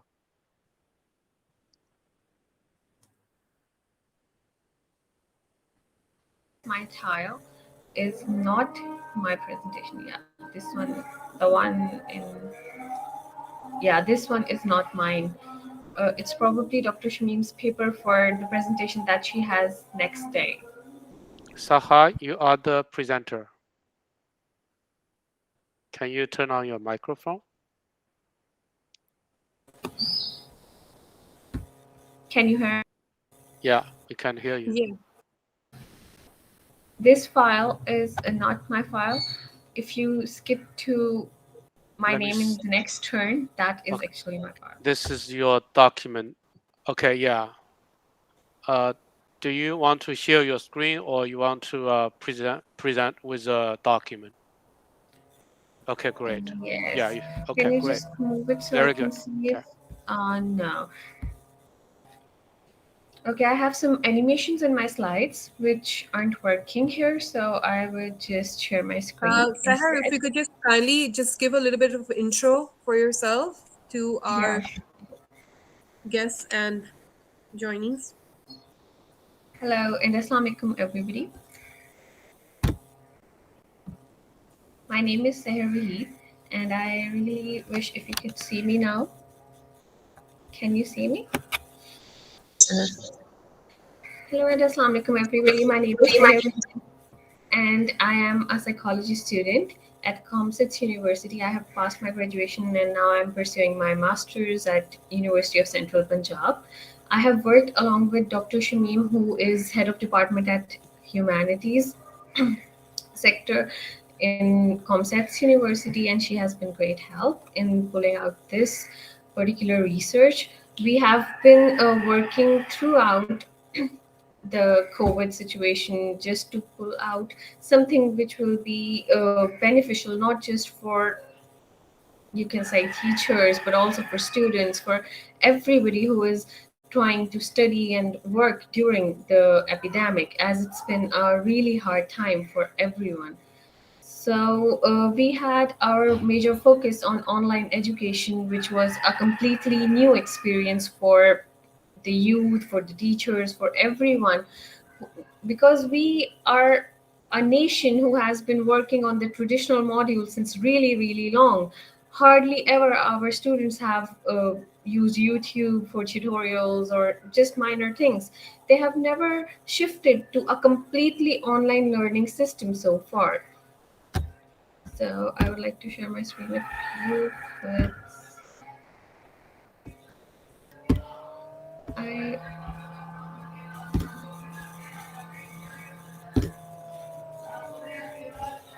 okay. Can you see my screen? If you need to share your screen, you need to click on the share screen at the bottom, and then I make have sure. Are you using Chrome or Firefox? from Chrome. When you click on that, you will need to choose available. sharing which screen. Then commit it. Then it will allow you to share screen. Yeah, like that. Yeah, Okay. Can you see it? yeah. Okay, great. So we had a research conducted, which was basically a descriptive research to explore the self-regulation and academic motivation during online education. Moving forward, it is known that we have entered in an era when educational systems are digitalized with heavy reliance on digital technology, and we basically belong to a nation which has never had such a high exposure to digital things, and especially for educational purposes. Most of the youth and teachers have mostly used just laptop for assignments. They have never used such things for educational purpose as a whole. So it was a very hard time, not just for the teachers but also for the students, to regulate themselves, basically, because we are a nation, we are a external motivation driven nation. Most of the times we're studying because our teacher is on our head and they are just telling us to study. We are not self motivated, we're not intrinsically doing things. So amid the COVID situation, it's been a really hard shift from traditional module to an online education. And even if the students are, as you can see in the infographic, when people are attending the class and they are not interested, they are at least unconsciously listening to it. But during our online system, their cameras are off, their microphones are off, they're probably not even listening to whatever a teacher is saying. So it's been a really big, you can say, change, something we weren't ready for as a nation, as a developing country, something we didn't had resources to deal with. We basically, as a nation, face many difficulties when it comes to online education. First of all is that our education system is very different when we compare it with Western education system, because their education system is somehow based on concepts, while our education system heavily relies on memorization. And when things shift to online module, teachers are usually appreciating conceptual knowledge, they are providing conceptual assessments. So this was a drastic shift. Moreover, there were other things that we required to shift to a module that most of the people did not have. We had funding issues. Most of the people did not had devices which could work throughout and provide them with a better learning experience. Then we have our basic target population, earning students and non-earning students. We were basically focusing on earning and non-earning students because we have seen that in Pakistan, we have two different types of students when it comes to earning status. There are a few students who earn, meet their educational expenses, and do things on their own. And then we have non-earning students who are completely dependent on their parents or their guardians for providing them with everything which is necessary to educate themselves. Both of the students, as we had a general, you can say, observation, are not same. The reason being is that challenges and the pressure, the stressors on the both ends are very different. When it comes to earning students, they have to deal with time management, they have to deal with their job, they have to deal with their education, and not just attending classes but assessments and exams and everything in between. So they are putting extra energy to this. When it comes to non-earning students, they aren't you cannot say that non-earning students have no problem at all. Non-earning students might have funding issues, but their parents may not want them to work at their parents mostly want their children to focus on their studies. So that's not as if non-earning students are on the bed of roses or something. The first variable that we focused on was academic motivation. And academic motivation is basically your internal urge to study. Not all students are motivated to earn or learn at the same time, and not all students are putting the same level of efforts to it. So basically, there are two types of motivation, intrinsic and extrinsic motivation, while our construct of academic motivation was further divided into seven more constructs, out of which we did not use the last one. Then there is self regulation. Okay. Self regulation is your own tendency to manage your energies, to manage your emotions, and mold them in a way that takes you in the direction of your goal. You wake up and you know you have to do this just to, go to university. You have to do this task, you have to attend this class, and all that. We still see people who wake up, turn off their alarm clocks, and sleep again. Why? They are not well regulated when it comes to themselves. They are not regulating their energies, they are not putting things in the right direction to stay online. The main objectives of our study was to explore that there might be a difference in earning and non-earning students, as they will score differently on academic motivation and self-regulation construct during online education. And secondly, the objective was to assess whether impact of self-regulation on academic motivation would be different for earning and non-earning students in online education. Basically, online education requires more academic motivation and more self regulation than traditional classes do. As I had mentioned earlier, you might just go and sit in the class with your mind blank. You might not be listening to something, you might be out of your zone, but you're still in the class just because there is attendance problem and other things. But in online class you have more escapes. You can simply turn the camera off, turn the microphone off, and vanish in the thin air, and teacher might just be satisfied with you being in the class as you have just joined it. So you need more motivation, more self-regulation to learn during that time when you do have an escape. Learning when there is no escape is not something really strong, is not something that requires your internal determination. Next, we have research design and participants. It was basically a cross-sectional research design, and we had a sample of 247 participants. Following, we have some descriptives that you can see. Most of the students were university students. Some were from the undergraduate programs and some were from the graduate programs. Though we keep it, though we try to keep it very clear that earning and non-earning students would be comparable in number. Our inclusion criteria basically was to include all the young adults who were in the age of 19 to 30, who were studying in a university, who were earning or not earning, and both genders were included. Exclusion criteria were students who were not studying in a regular university, because we know that there are virtual universities and other such institutions in which people are already studying and all that. So we did not included those students because they were already adapted to the environment before the epidemic. We kept our participants confined to the students who had faced an abrupt change, who had came from a different mode of study and moved to a different mode of study now.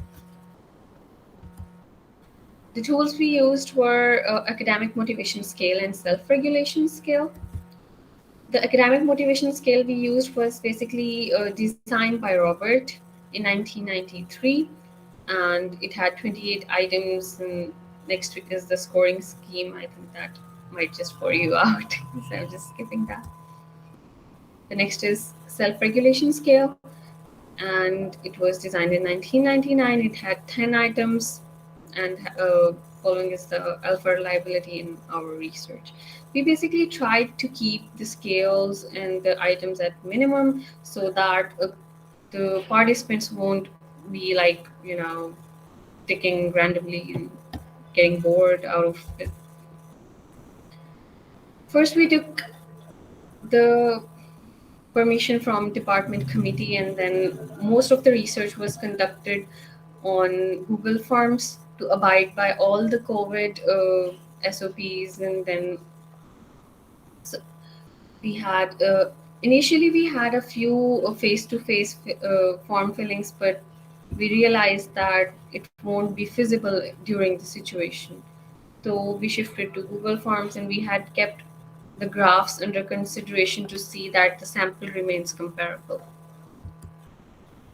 We followed all the ethical considerations before each form was filled. We used to brief the client that they can go at any time they want. It's completely normal. If they don't want to participate, if they're busy right now, they don't need to.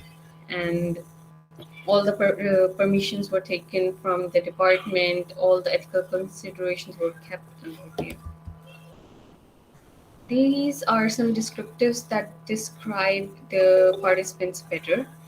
We kept under consideration the age, gender, degree level, family system, because we have two distinct family systems in Pakistan, financial status, dependent and independent. Sometimes students are earning, but they are still dependent on their parents. They're just earning and they're just giving it to their parents, and then their parents are spending on them.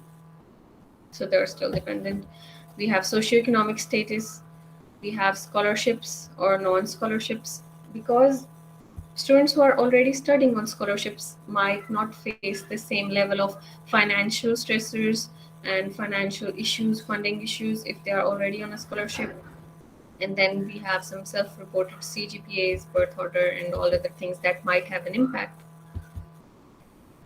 Then we can see how in this table, which describes the analytics of moderating role of earning status on relationship between self-regulation and intrinsic and extrinsic academic motivation. Finally, we have the results. The t-test demonstrated that earning students scored significantly higher on 4 motivation outcomes, including intrinsic motivation to know, intrinsic motivation towards accomplishment, extrinsic motivation identified, and extrinsic motivation external regulation, compared to non-earning students. Okay, now this was a groundbreaking, you can say, finding, because most of the parents in Pakistan think that if their children will learn and earn at the same time, they will be diverted, they will not focus on their studies, they will be less responsible. Miss But Miss we Saha, are completely Miss different. Miss Saha, Yes. Yeah. can you make sure you share the right screen? Did you share the entire screen? No, just a window. I think you did not share the right window. Can you reshare the window? Are you playing the Yes, PowerPoint? yes, I was. You couldn't see? I think you somehow not share the right window. Can you reshare it? Or maybe Let's share the see. entire screen? Can you Let me reshare it? Or just use the live doc to do it? I think it will be better anyway. Can you see the slides? Yeah, right now uh well Now can it's you? no it's showing the PowerPoint but not the PowerPoint player. Oh, damn. Got it. Maybe you can just go back to the live doc to do it using the using the Sure. using the doc. Yeah, I think this will be so much more clear actually. Oh, yeah. Yeah. Actually, So my slides had some animations. All these figures and pictures you can see they yeah, move. in the future But we'll turn on the animations, but at this time, yeah, animation was in it disabled. In the future we'll enable it. Yeah. But it's sure. much more clear because it's unlimited resolution. Got it. So the results basically demonstrated that earning students had more academic motivation. They were more self-regulated than non-earning students. Mostly, parents think that if their children will earn and learn at the same time, they won't be able to do either of them. But this is not true.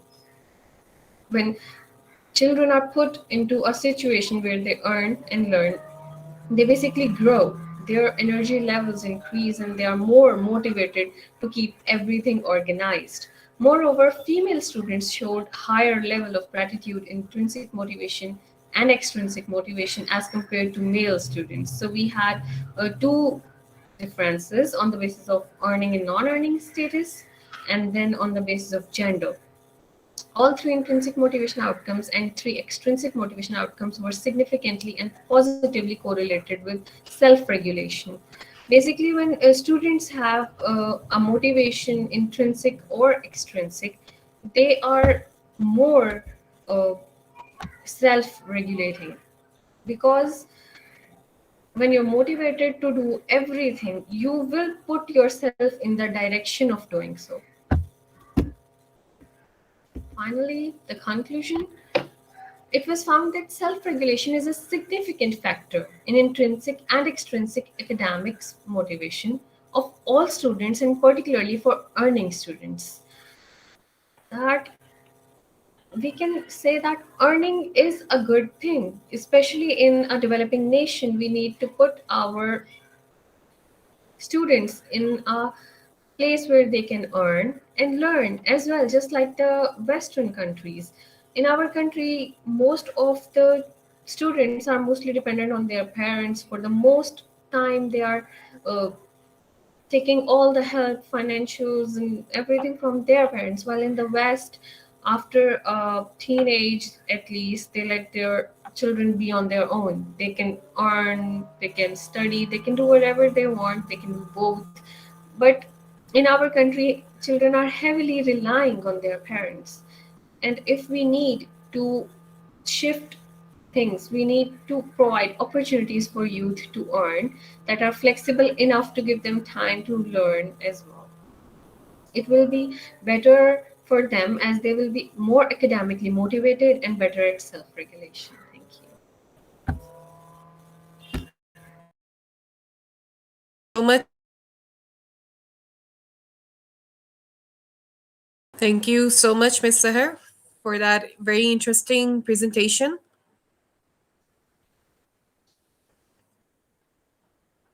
So, moving You forward, can't really see sorry, things. I didn't get catch you there, Ms. Sahar. Were you saying something?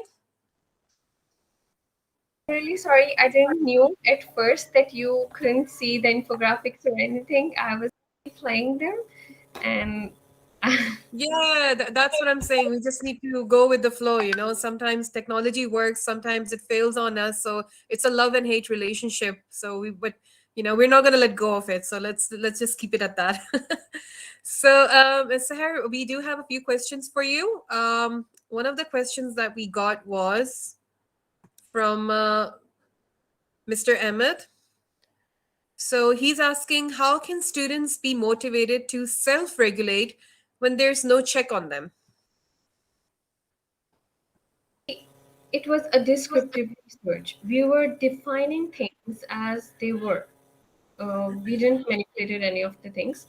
And the thing was that when you are put in a situation where you are earning and you have to pursue a degree as well for promotion, for earning differently, for shifting your career or something, it gives you an internal urge to learn because you're spending on yourself, you're paying for the classes, you know that I have worked this much and that is how I am affording my education. And that is when you are intrinsically motivated, you're spending on it, you're motivated, and then you know that okay, I have to get up, I have to regulate myself, I have to move in a way that I'm successful because I'm already putting an effort to achieve this thing. Right. Definitely, the motivation factor is there. Once, if that is there, then there's no issue at all. But that is the problem. Now, how to go about it? You know, how to keep yourself motivated and committed to this. One of the things I wanted to ask you was, you talked about how we need to obviously learn from the West because they have that kind of a culture. They have that traditional framework where it has been given to them that when you go to college you need to do your part-time jobs to be earning that sort of an income to support your education. So obviously the sense of responsibility has been given from that very start, but that is something unfortunately which is not happening in Pakistan for the most part of it.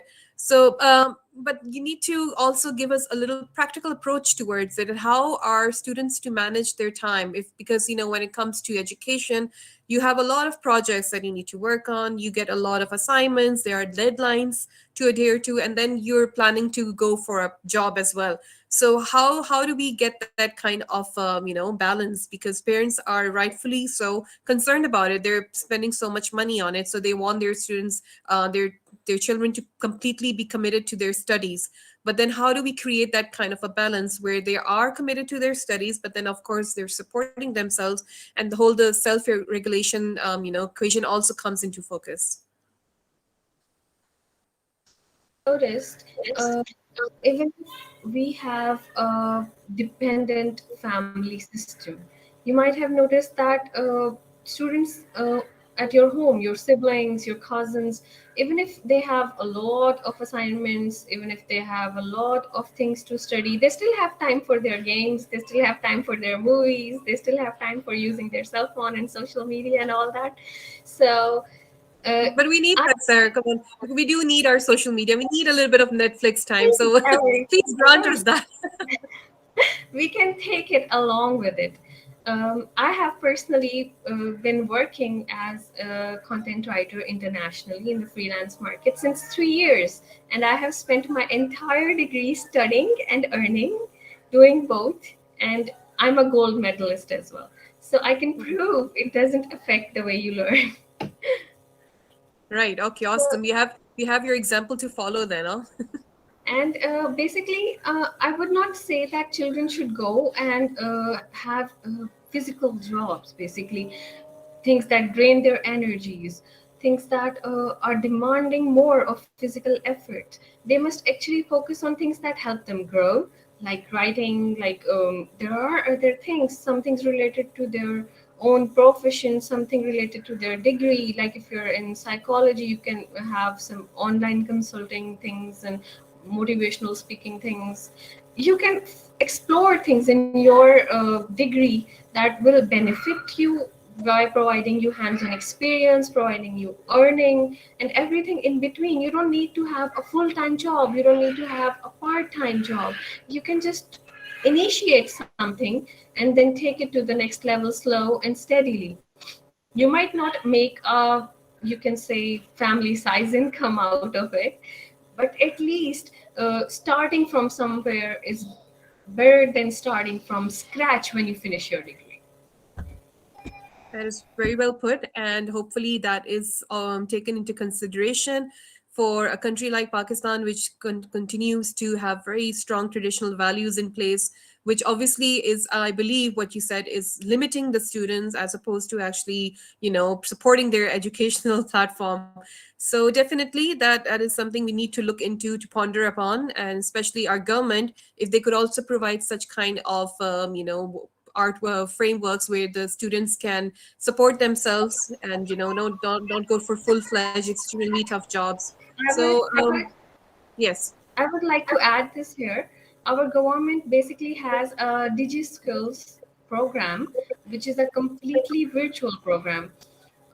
It's a program which has been made by the government with the help of virtual university, which is providing students with marketable skills in the international market with free of cost. You can learn WordPress, you can learn writing, you can learn graphic designing, anything you want.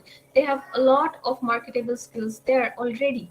The government is pushing things through to help students earn from home and learn as well. People are not looking for the opportunities, there are opportunities. That's interesting. So if you could just provide us the link as well for that, for DigiScale in our chat box, maybe our attendees would like to look into it and get into the details of it as well. So that is definitely a very interesting update. One more thing, you had talked about the self-regulation scale that was created. I mean, can you just give us a brief overview over the factors on which it was based? I think your mic is not on, Seher. Could you just check on that?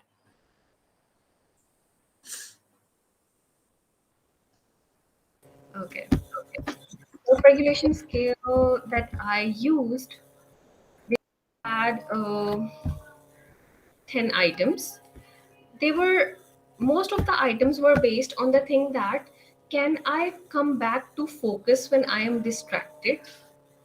Can I work even when I have stressors? Can I work when things go wrong?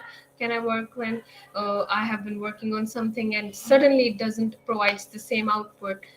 Almost all of the items were focused on coming back to the right level, coming back to the equilibrium when something has been disturbed. That is self regulation. You're sleeping, you can sleep all day, but it's important to be motivated, and that is only when you will wake up and go. Extrinsic factors excluded, when parents will come and just grab you off your bed. But when it comes to just yourself, it's when you have harmony and it's disturbed, but you're still focused on the goals. You can move back to equilibrium, you can stay focused. Wonderful. That is a wonderful thought. So I hope it stays on, that you can move back to equilibrium and get yourself focused upon your achievements. So with that thought, Miss Seher, I had it was extremely insightful, and to understand it from that perspective, that we do have two kinds of students: those that are completely dependent on someone for their education, and then we have the earning students who need to balance. And the way the self-regulation concept came into play is extremely informative and interesting. So thank you so much for bringing that to our viewers and letting us know in detail how that whole thing works. Thank you for joining us for APOS 3.0. So, with that, I think we can conclude our second session. And it was a complete pleasure for me to be able to communicate and talk to Mr. Andrew, Miss Aruj, and obviously Miss Seher. We had a lot of interesting presentations as well. And obviously, everything was focused upon education in the new era, and how we need to learn and grow from the pandemic when it comes to broadening our educational platform and creating a hybrid educational framework. So with that, I'm just going to be concluding for the day and passing off the platform, the podium, to my colleague, Miss Amna Kadir, who can take over and join us for the third session, I believe. If Ms. Train, you could be just kindly have her join in as one of the presenters. Hi, Amna. How are you? Hi, I'm good. Audible? Awesome. So, Amna, I'm passing off the podium to you. Good luck to Okay. you. Take over. Hopefully, you have an awesome Thank you. space to take over and you don't face any glitches, which we have been facing every now and then. But then that is the part of learning and growing, right? Yeah, of course. I mean, it is part of all these things, and we do learn from the errors that we face because that I believe would not happen again. So I think in a way it is learning both ways. So we are at, I think, on a very good ground today because we've Obviously, learned a that's lot as well. definitely that is definitely there. It has been a learning platform, and it's all about you just need to keep standards, and you need to keep on progressing forward. And there's like no mountain is high enough to climb. So thank you so much, Amna. I think Thank there's you. a lot of distortion in the back. If you could just quiet that down. Yes, And I'm working on it, and I've asked my team to, fix the glitch. But just give me a second, and we'll be good. Go. all right, okay. Thank you so much, Amna. Have a great one. Okay, everyone. Thank Thank you you. so much. Take care.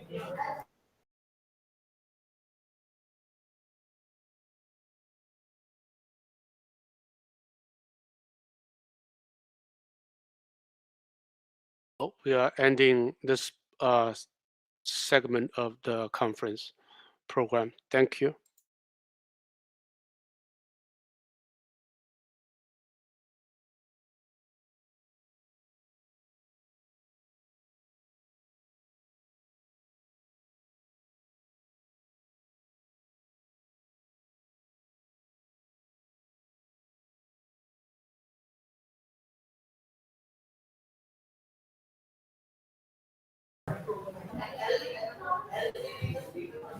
Good evening, ladies and gentlemen. I'm Ahmed and I will be moderating this session for you on behalf of the Hybrid Institute, UMT Connected, and Department of English and Literary Studies, UMT, and all our partners. I would like to welcome you all to APOES 3.0. We're extremely grateful and humbled by seeing so many of you here at APOES. It is because of your enthusiasm and overwhelming response that APOES has come out to become Pakistan's premier online education summit, and for that we're tremendously thankful for each and every one of you. And it is our hope that you will continue to show the same enthusiasm for many years to come. Now, moving towards a session, we have a lot of exciting presenters lined up for you from all of the corners of the world. But to start a session, I would like to introduce our first presenter, Mr. Raghav Gupta.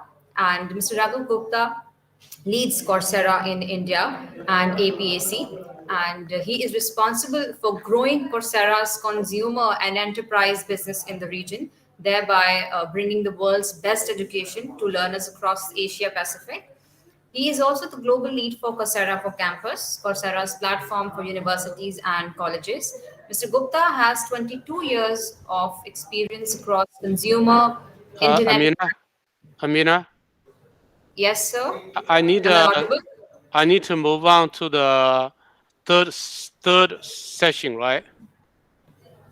Okay. I need to close this one, and please re-log in again Okay. because we are ending this one. So I'm ending it, and we'll continue with the next segment. So I will restart it. Give me like 2 minutes so you can rejoin. Okay. Thank you.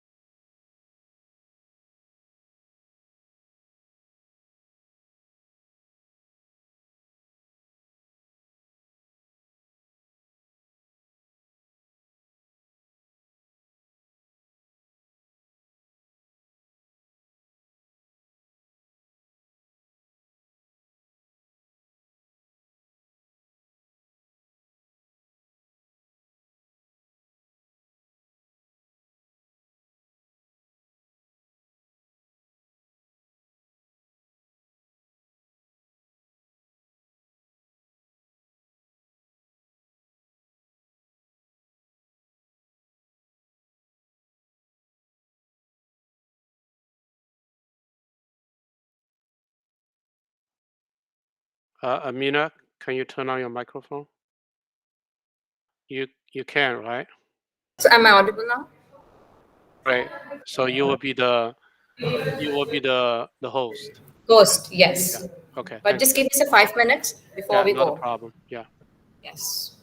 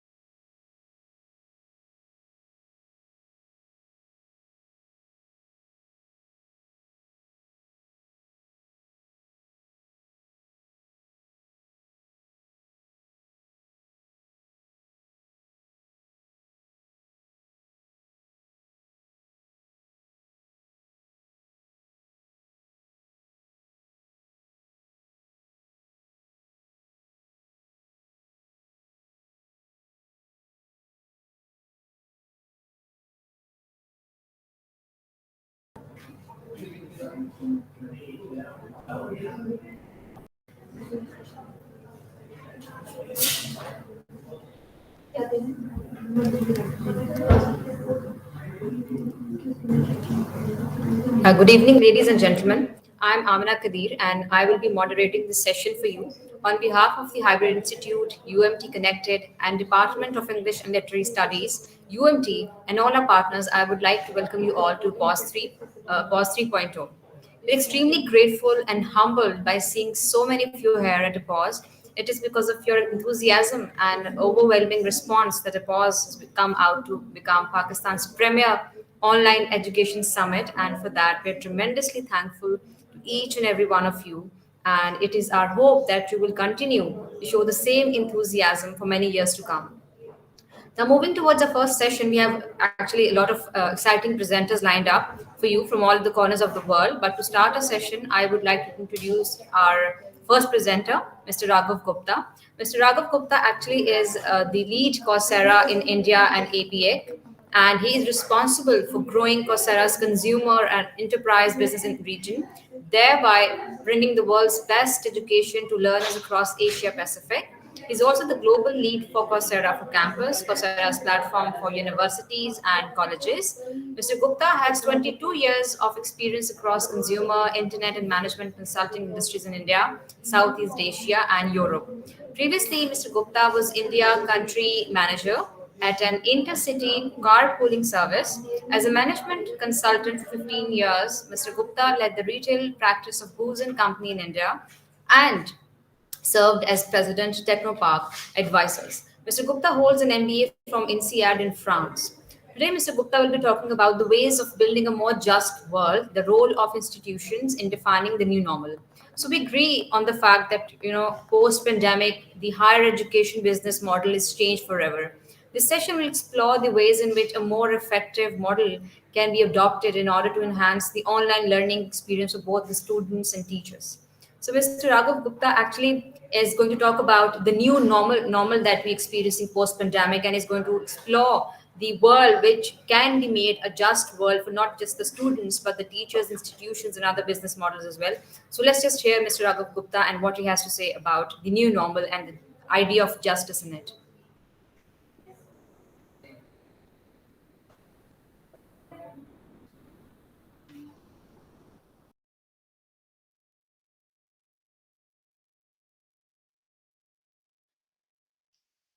Do we have Mr. Gupta already join us?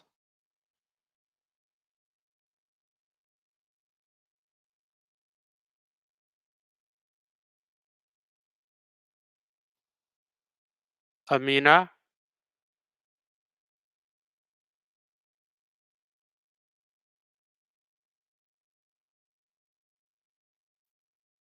Hi, Sana. Do we have Mr. Gupta already? So we don't have Mr. Gupta. We'll be playing a recorded video which we have recorded pre-session. So we're going to play that in a while. Just give me just like half a minute, and we're ready to go. Okay. Yes. Sana, in the future, create video file. Oh, okay.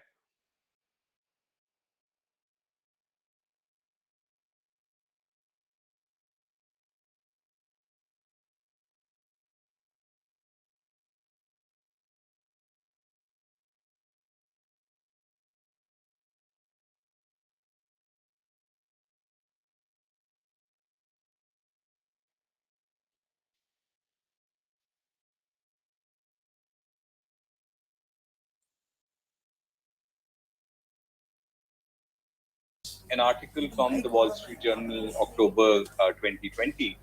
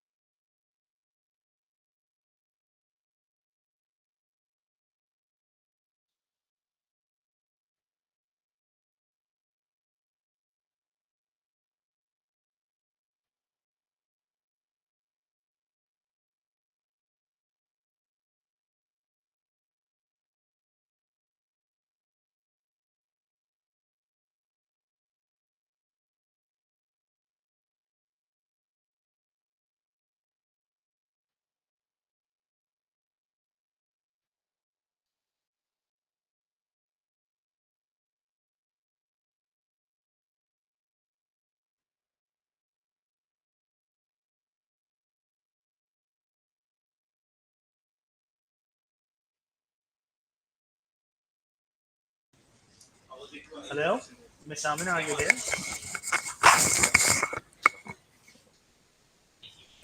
Yeah, I'm here. Hi, Siad. Hello, hi, how are you? I'm good. You? Yes, I'm I'm good here. as well. So Perfect, hi. perfect. Yeah. I, So I, yeah. So who will be the next speaker? Do we have the somebody lined up? next, yes, we have lined up, and the technical team is working on it. Thank you for Just that trying to fix. introduction, and thank you for having me here with all of you. It's a pleasure to be here. I'm going to go ahead and share my screen and get my presentation started. Hopefully, this is now visible. I'm going to be talking about the role of institutions in shaping the new normal that we find ourselves in, and how institutions might build a more just world as we all get ready to emerge from the pandemic. And before we talk about the role of institutions, let's take a look at what we see happening in the world and in industry around us. Now, this is an article from the Wall Street Journal, October 2020, and it highlighted how the pandemic has actually deepened the divide between the haves and the have-nots. People with lower levels of education, people with lower paying jobs have actually been the ones who've suffered, while many people with more levels of education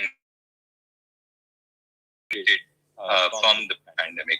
There was another study which was done in June this year, 2021, which looked at the impact of unemployment, and it clearly highlighted that the less educated working professionals have been impacted by unemployment due to the pandemic a lot more. So what we'll see here is pre-COVID, the light blue line, 5.7% levels of unemployment, which actually went down all the way to 21%, impacting those with lesser levels of education a lot more.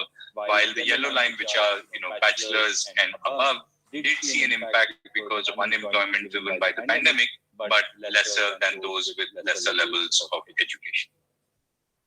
And then another study that I wanted to refer to, and this is actually pre-pandemic, this is from 2017, which looked at the kind of jobs that working professionals around the world have been in, and how much are those jobs likely to see impact because of automation. And what we saw as a part of this study, which again is pre-pandemic, is the jobs on the bottom right of the slide, which are in the big red circles. So, people in retail sales, in waiters, cashiers, who are lower levels of skills in terms of the education required to support these skills, are the ones where there was a higher risk of automation. While on the top left, folks working in IT, financial managers, general managers were at a lot lower risk of automation. And what we've seen through the pandemic is we've seen a lot of folks working towards moving from the bottom right to the top left as well. We've seen working professionals build their knowledge, get ready with digital skills, and acquire credentials from top institutions and companies in an attempt to move to the left of this slide. We've also seen, again, as a part of a survey that McKinsey did in September 2020, that a very large percentage of companies, so employers, have accelerated automation and AI deployment since COVID started early last year. Now, the implication of all of this is we are seeing those jobs that require lower levels of automation, those that are more manual in nature, getting impacted and getting automated. On the other hand, we've seen that a lot of the emerging job opportunities actually require digital skills. And on the left, we'll see a list of the top 5 jobs with increasing demand from the World Economic Forum. So not surprisingly, data scientists, machine learning specialists, big data, digital marketing, and so on. And then Microsoft put out a study which talked about the digital job capacity that the world is likely to see increase in these 5 years. And we see that almost 150 million new jobs getting created, or I should say forecasted to get created in roles like privacy and trust, cybersecurity, again, data analytics, cloud, and software development, and so on. So a little bit of a paradox where more traditional jobs requiring lower levels of education, under severe pressure, while digital jobs likely to be high growth opportunities around the world as well. And then the other thing that we've seen, and this is the University of Chicago study from June 2020, is this correlation between jobs that have the ability to be done from home and the income levels. And many of these jobs, which are skilled jobs, can be done remotely. And many of us have been working from home over the last 1.5 years. And we see that jobs that require legal or business management, finance, engineering, computer science are the ones that are on the top right. So high economic opportunity and also the high ability to continue to work from home. Now, all of this presents a bit of a challenge for higher education, but also an opportunity for students and leaders in higher education to say, as the world starts getting ready to come out of the pandemic, work from home or remote work and the ability to learn some of these skills, which are largely around digital jobs, data-related jobs, possibly presents opportunities in how we might come about from the pandemic and how do we rebuild society and economy around us. In the context of all of this, I wanted to share how online learning from a Coursera context has made progress and what is the promise that it presents to higher education and to industry at large. And to quickly set context around this, let me share a quick introduction to Coursera as well. Many of you may already know Coursera is a lifelong learning ecosystem. We are a platform which comprises learners, educators, and institutions. And large numbers of learners come to the Coursera platform, about 8.7 crore learners globally, almost 10 lakh learners in Pakistan, who come to the Coursera platform to learn and prosper. What they learn comes from educators, 170 of the world's top universities, and 70 companies who teach on the Coursera platform. And then also we work with institutions, so businesses, governments, and campuses who are looking at working with their constituents in getting them ready for the future of industry, the future of work, as well as the future of education. And so, as I mentioned, businesses, governments, and campuses are what we address as a part of our institutional platform. Now, given the size of this data, we are constantly learning, we are constantly drawing insights from what's happening, around the world, including in Asia. And I'd love to share some of those insights as well as what this might mean in terms of implications.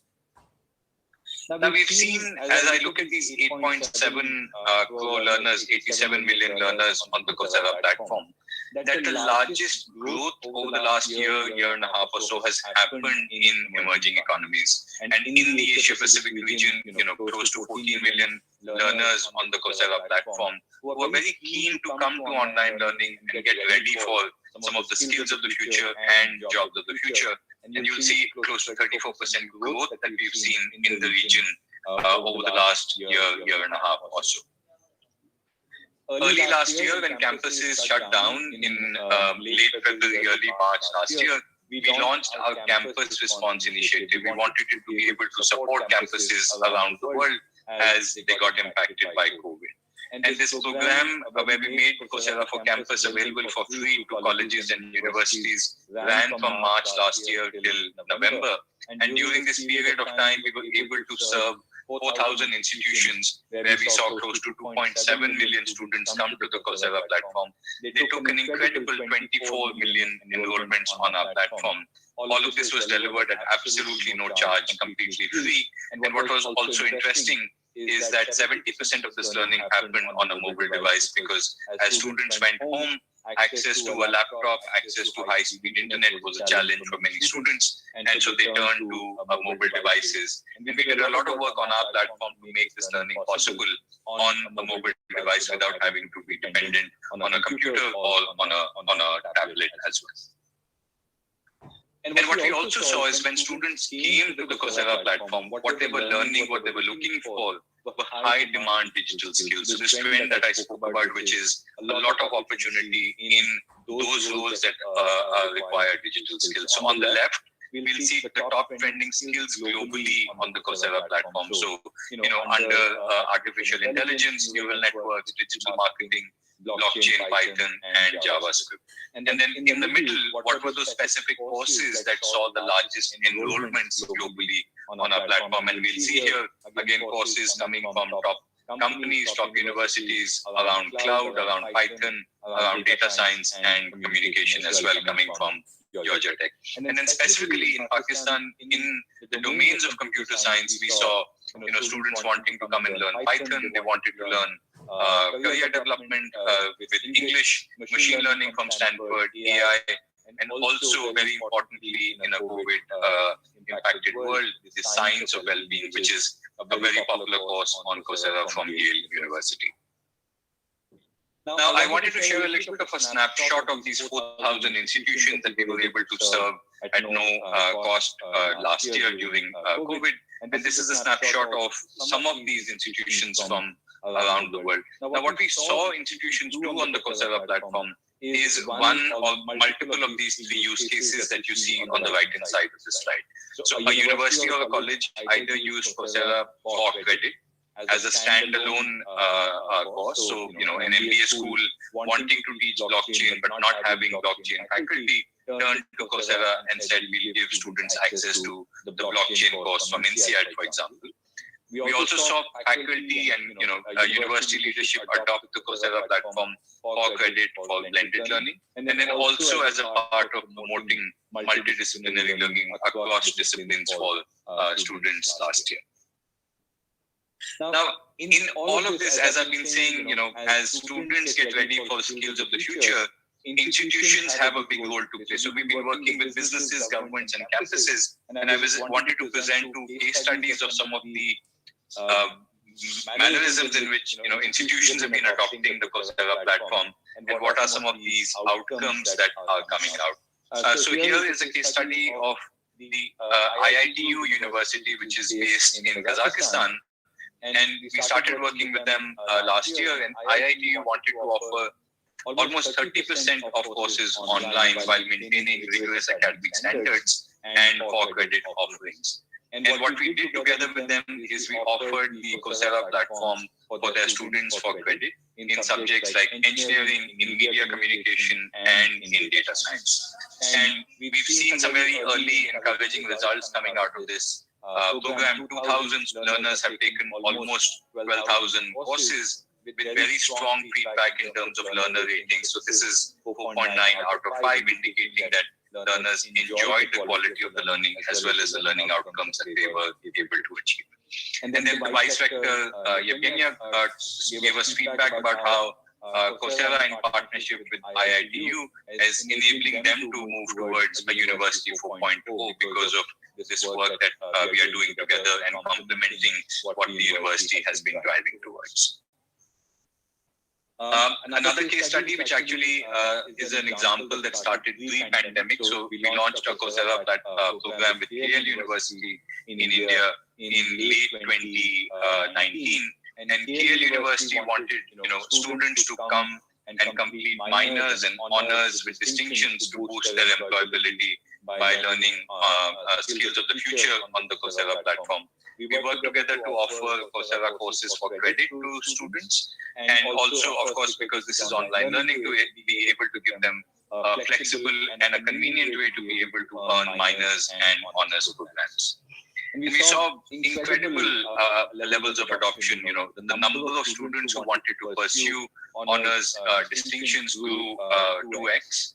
81% of these learners completed 4 or more courses, and it's helpful to remind everybody that each course here is a 12 to 15-hour course, and almost 500,000 learning hours were completed on the Coursera platform. And Professor Hari, who is the head of the computer science and engineering department, found that students found not only the learning but the credential that they get from top universities and companies very valuable as signaling mechanisms to employers and to prospective companies who came to their campus to be able to share the kind of learning that students had achieved and the kind of credentials and skills that they had built as well.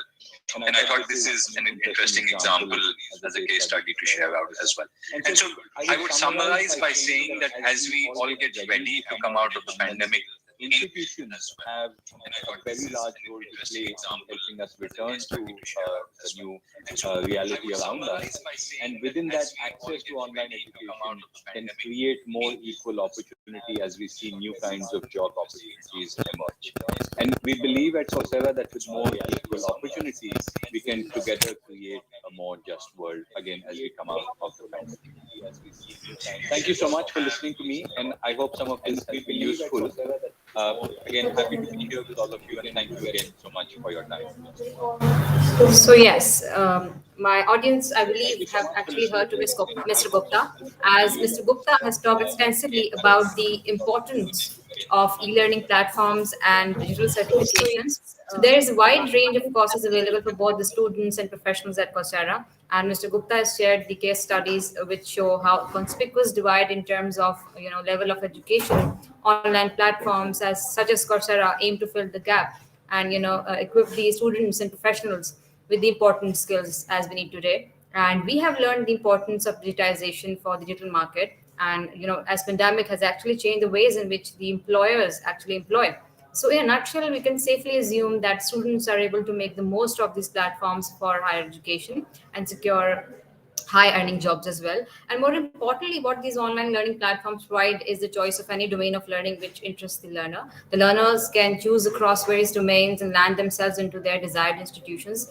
And lastly, I would say that largest growth in terms of online has learning actually has happened in the most emerging economies such as Pakistan, India, and other South Asian countries. And Pakistan has been one of those countries where students have actually made the most of it. And I hope that the chasm between all these backgrounds that we have, either economically or academically, we face today, the chasm can be filled from such enriched platforms that we have for online learning. So yes, we're going to move towards the next presenter.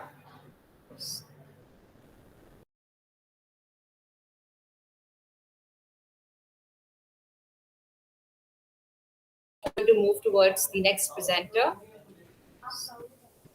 So we have Ms. Ramsha Aslam with us today, and we'll be discussing about a very unique, a very different course that we offer at UMT. So a little bit about Ms. Ramsha. Ms. Ramsha Aslam is a So we specialized have learning Ms. Ramsha trainer Aslam. with over 5 years of experience with certifications from reputed institutions and organizations, both national and international. She has led academic writing, research methodology, and formal writing training throughout the country with many well reputed organizations such as Information Technology University, University of Engineering and Technology, AU Pakistan, and of UMT, of course. For the past 8 months, she has been part of UMT Connected and the University of Management and Technology as a dedicated e learning trainer and instructor. So, Ms. Ramsha will be talking about the English immersion course today. A little bit about English immersion course for the ones who are not really aware of it, what actually is. It is. So, it's a 0 credit hour course, which is mandatory for all the undergraduate students at UMT, and it is co taught by DELS and UMT Connected. So, let's just welcome Ms. Ramsha, and I hope I'm able to connect with Ms. Ramsha Aslam.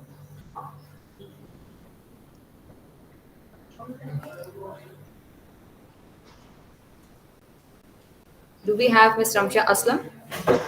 Good afternoon, Amina. Yes, I'm with you. Thank you so much for such an elaborate introduction, actually.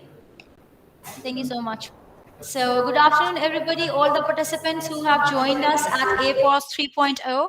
I welcome you again on the behalf of everybody at our department and at the university. Thank you so much for being a part of this venture that we are doing for the third time. And it is a success because of all of you guys who join us and who are here with their innovative ideas. And this is like one of those golden opportunities when we actually get to interact, find solutions, share information, and improve the learning experience for our students. So let's get to the point and let's talk about English immersion. English immersion is actually a course which we offer at University of Management and Technology for our undergrad students. This course was developed with the pure intent of actually improving the communication skills of our undergrad students. We very well knew that the curriculum, English curriculum, actually across the country at university level is developed around like the skills of reading and writing on like the major part focuses on reading and writing, and very little attention is actually paid to listening and speaking skills. But when we actually enter our professional lives, or when in situations we have to switch to our second language, that in our case is English, we often find a lot of difficulty, and we face a lot of challenges. For example, we are very anxious. Sometimes we are looking for words, sometimes we are using words but they are not in the right context.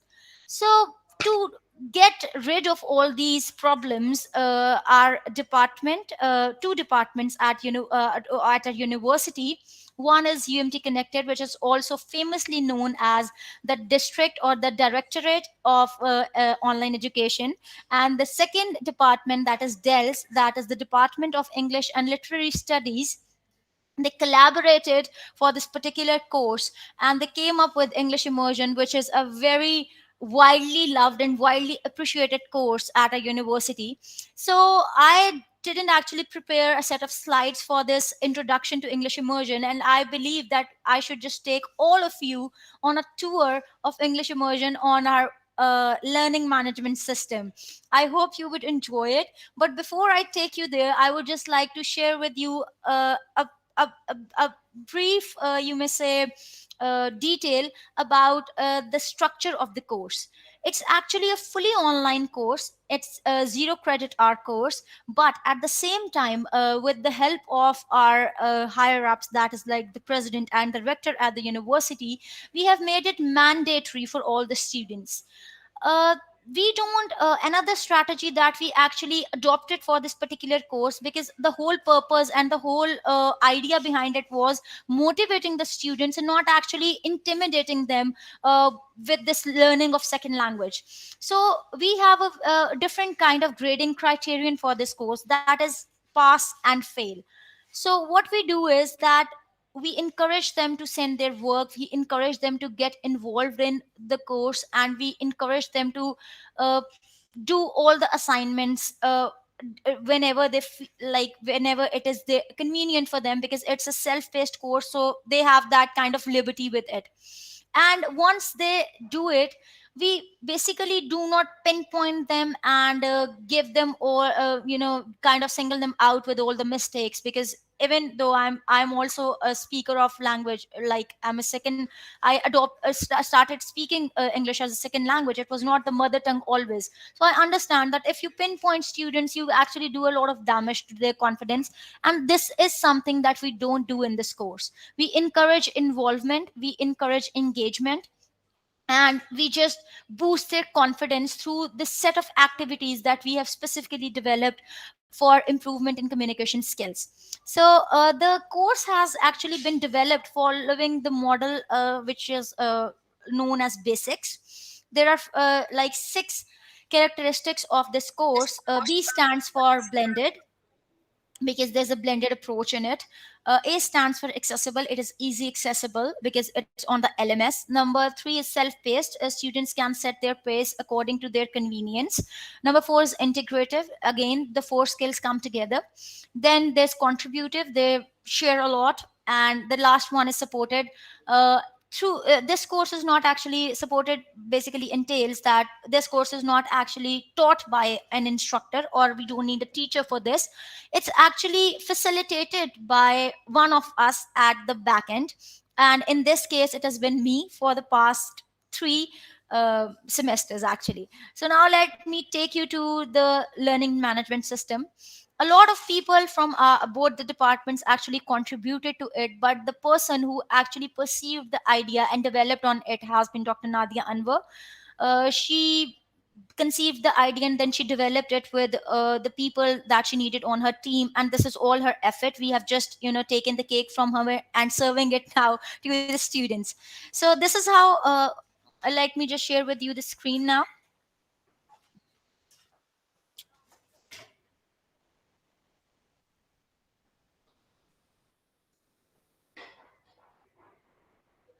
This is how the course looks on the LMS, and this is kind of our like the home page of the course.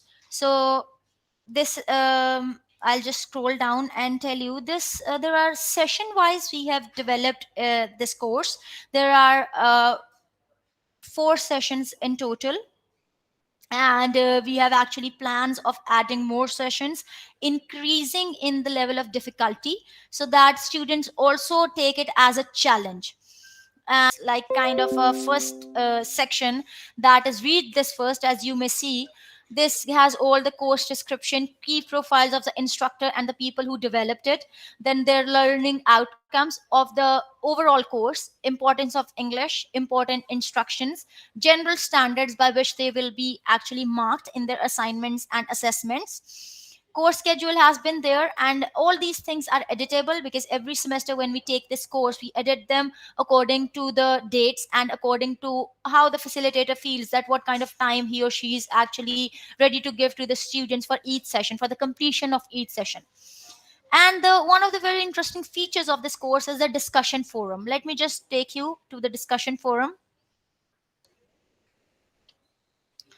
This is where we can all talk whenever we like, and this is where we can do actually communication, interaction, do whatever we want to do. And at the same time, when we are interacting with each other, we are also working on our language kind of unknowingly. So this is like the hack of this forum. Discussion forum is something in which usually the facilitator actually puts up a question there. It's kind of a get to know each other thing. So as you may see, this first discussion forum says, tell us your story. So a brief outline has been given to the students, and they can actually read those questions. And there's no restriction that they have to actually stick to this. They can add other information as well. And you may see the number of responses that we have got. It's a pretty good activity because students can even interact with each other, and it's a good, you may say, opportunity to basically get familiar with each other, because it's a completely online course, so we don't get to enjoy the physical classroom environment in this. But that doesn't mean that anything of that sort should stop us from knowing each other and becoming friends with each other and being familiar with what somebody does or what somebody likes. So let's go now, going back to the home page. If you may see on the left, there are sessions coming, like session 1, session 2, session 3, session 4, and then there's post test. Now we move on to session 1, and before this is a feature that we introduced only last semester. We felt like to actually gauge the percentage, or you may say the amount of improvement or the magnitude of improvement our students have made after during the course, we need to actually first know kind of a placement test kind of thing, that we actually need to know first that at what level were they before they actually started the course. So for that particular purpose, we designed a pre-test. As you may see, it is clickable. Students can click on it and they will be redirected to the test. It is automatically checked, and the marks are generated. Then I'll take you to session 1. If you may see, next to session 1 there is like a kind of a timeline, April 19th to April 29th. So it's a 10-day window that we have given them, and in in that 10-day window they are free to do their work whenever they like, at even at 3 a.m. in the morning. Because of the online completely online format, there is no restriction of time or anything of that sort. But we do have to complete the course in a certain time period. So because of that, we give them a window, so that as a facilitator we are actually keeping them motivated and keeping them guided, that during this window they need to accomplish what goals or tasks they have set. Then session wise learning outcomes are there. You click on them and there are the learning outcomes. Then learning activities, you click on them, you click here, and this is where the learning activity tab takes you. You click enter, and this window opens, and all these activities are actually very interesting because there are dialogues in them, there are vocabulary activities with them, there are pronunciation activities in them. But the most interesting part, and the fact about this course that I love the most, is that all the dialogues, all the interactions, all the content that we have provided to our students is local, like is local, and they can actually relate to it. It's not something, it doesn't sound like somebody that it is an interaction of a native speaker. It's like if I go to I travel to some other city, or if I go to the passport office, or if it is my first day of college. So what kind of things I would be expected to say, what would be expected of me, and in that context this course has been developed. Now I'll just click on lesson 1 to show you what is it like. So lesson 1, session 1 and lesson 1 is actually coincidentally first day at university. These are the learning objectives. Then we go forward, and this is the listening preview. For every dialogue they can actually play it. I'm not playing it right now because that would actually distort with my voice. So they can just play each and every utterance, and then they can just move on. So then we click on the activity. It is the vocabulary hunt. There are like 9 words. Until and unless they actually click on go through each and every word, they cannot actually move on to the next level. So I'll have to do the activity as well. Although I've been the facilitator for the past 3 semesters, but things we sometimes have to do. Okay, so moving on. Uh, then we can move on to the next page. That is a very like tiny reading comprehension. We are telling them how, if they have to introduce themselves, how are they supposed to greet, how what kind of, how can they actually incorporate names of places in their conversation, their personality traits, their personality flaws, likes and dislikes, and then a good conclusion. And then at the end, we are actually bringing in, you may say, the structure of the language as well. Because when you are this is just my own opinion, people may disagree with me as well, but I feel like to know a language, knowing the structure of it is also very important. You cannot just rely on the conversational side of it, but you actually have to be familiar a tad bit with the, like you may say, the structure of the language, that what I'm using, like how correct, because that actually helps us a lot when we are writing stuff up. So that's about the activities. Now I'll just close this window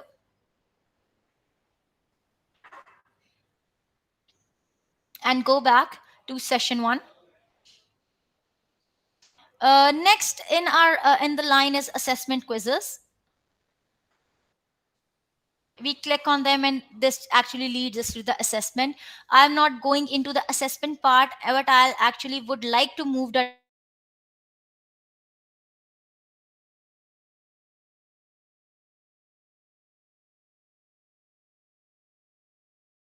assignment part. But I actually would like to move the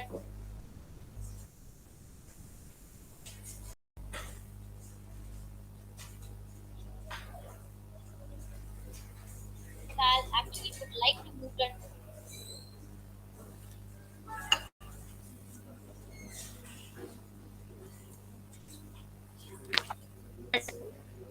actually would like to move the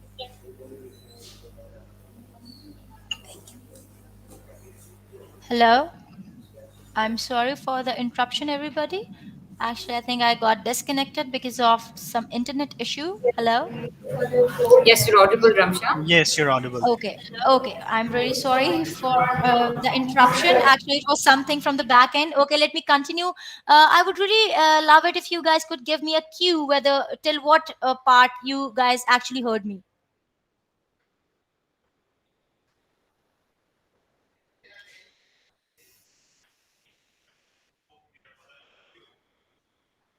When you were talking about the activities, Okay. it was Okay. Thank just you. about Thank you. communication. It was the Thank you 30th so of much. Thank you so much, Amina. That was very kind of you. Okay, let me just continue to. Yeah, I actually wanted to show you guys. I was not going to go into the assessment quizzes part.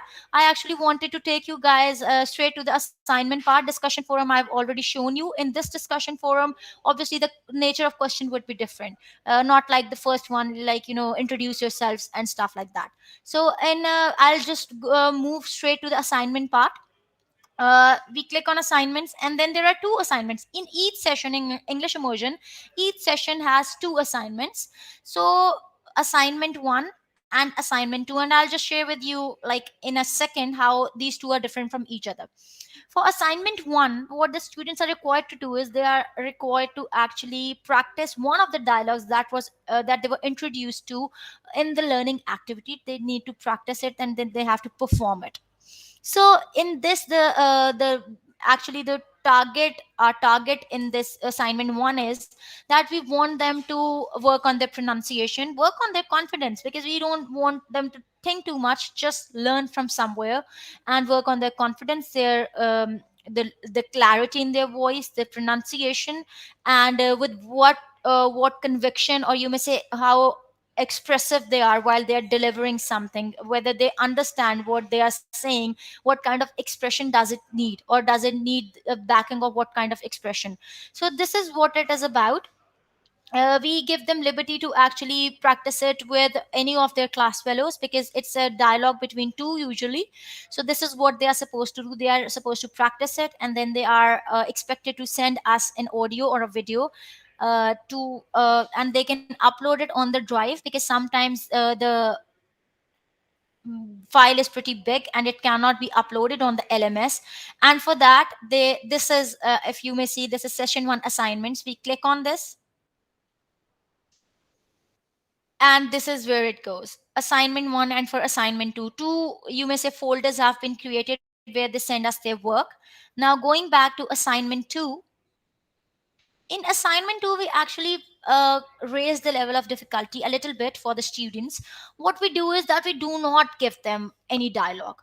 We actually want them to write a dialogue of their own, and it has to be in a very conversational manner. It cannot be like crying kind of a monologue. No, it cannot be that. They have to interact with each other, and they can actually pick any topic under the sun. It is up to them. They have free liberty to talk about anything they like. And we just give them just to set the bar a little difficult this time. We just give them a time, like, you are supposed to have a conversation for like 3 minutes, or in some cases 5 minutes. And you can pick a topic of your choice, and then you need to record it. And in this, we are actually making them write something. We already have uh, like a Turnitin feature in our LMS, and we actually ask them to send us their written dialogue as well. So we run it through that, and we make sure that it is not plagiarized in any way.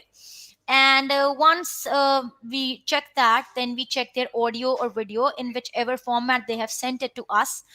And later we mark them on the basis of sentence structure, how they have delivered it, and the correct use of vocabulary, because that is really important. And again, lastly, the expression. So on the basis of that, they are marked, and this is how we make them do the assignments. Now, for the feedback part, the role of the facilitator is actually to provide them with continuous feedback. Otherwise, if we just leave them on their own, they will actually lose that sense of that what are we getting in return. We have to kind of keep them motivated. So after every session is done, we actually have a Zoom session, and which is the feedback session. And without pinpointing anybody, we make a list while we are checking their work, reviewing their work. We make a list of all the errors that they are making, and we generally discuss them and try to give them a general feedback, but also giving them examples from their own work without actually pinpointing everything, because quite honestly, there are certain mistakes that are made by all the students. So this is our strategy of doing this course. And at the end, when all the sessions are done, we have a post test as well. And post test is then developed to actually once again get a good idea that what kind of little improvement that the students make, or did they learn, how much did they learn, and uh, what good uh, is it, whatever they have learned. So this is about English immersion. And that's from my side. I hope you guys liked it, and I hope you guys enjoyed it. And one last bit that I would like to add, that seeing the very positive and very uh, you may say, hello, sorry, I'm Yes, getting you're some audible. distortion again. Okay. Seeing the very positive response that we received as a result when we introduced this course, we are actually in the developmental phases of creating a professional version of English immersion as well. And we will be able to share it with you guys by the beginning of the new year, inshallah. So thank you so much, guys, for listening to me, and I hope you liked the course. Keep enjoying APOS 3.0, and good day to all of you.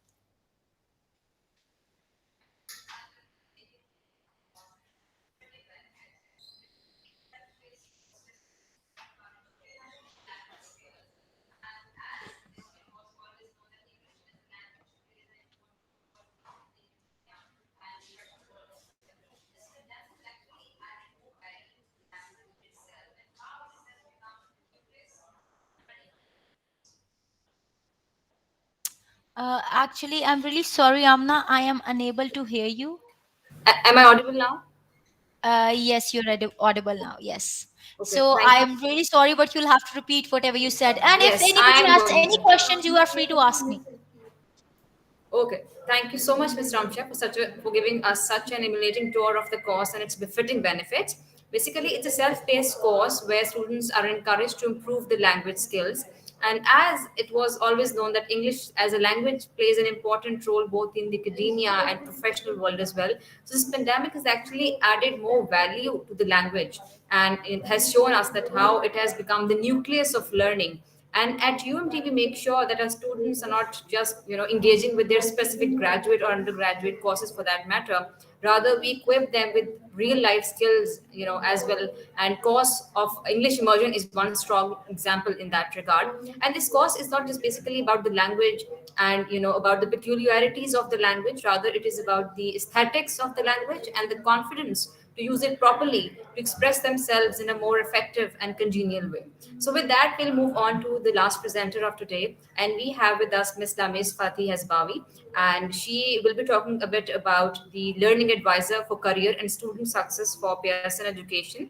And Ms. Lamis has 10 years experience in the education field, and she's currently heading the student and career success programs to prepare students for college and for their career, which is actually very, very important because at times we found ourselves and our students in a very, you could say bewildering situation where they do not understand that what career they must choose. And at times they choose wrong career that would lead towards, you could say, towards the wrong career choice that they make, and it will leave them unhappy and unsatisfied as well. So Ms. Lamis will be talking about the soft skills in the 21st century workplace. So let's just see if we can connect with Ms. Lamis over here. Hello and good afternoon. Can you hear me? Yes, absolutely. I can hear you. How are you, Ms. Lamis? Welcome you aboard. Thank you. I hope you're good. Really well. Ready for the session. Thank you. So please, could you go ahead and tell us a bit about the top soft learning skills in 21st century workplace? Very good to learn from you and hear from you. Absolutely. I thank you so much for your kind introduction. Allow me to start by asking everybody to be on mute. Thank you so much. Well, my name is Lamis. I work for Pearson Education as a learning advisor, as been mentioned, to support learners to acquire the skills that they need for college, career, and life. I've been with Pearson for more than 7 years now, and happy to be with you today to share actually our knowledge, experience, and learn from you and learn more about your needs. We're gonna talk about 21st century. Before we go in depth about what is the 21st century, why do we need to really equip those fresh graduates with certain skills to help them actually find the jobs that matches their skills and capabilities? Let's start going briefly through our agenda of today. Sorry, I think I clicked the wrong arrow. Yeah, here we go. So we're going to talk about briefly the education landscape, the future of skills. We're going to focus on 21st century and share with you what is Pearson skills journey. What does the education landscape look like of today? We have, by the way, different statistics. I don't know if you can see my screen. Are you able to see my screen?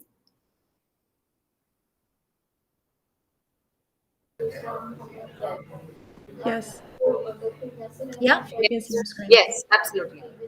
Fantastic. Because I can't see actually the slide.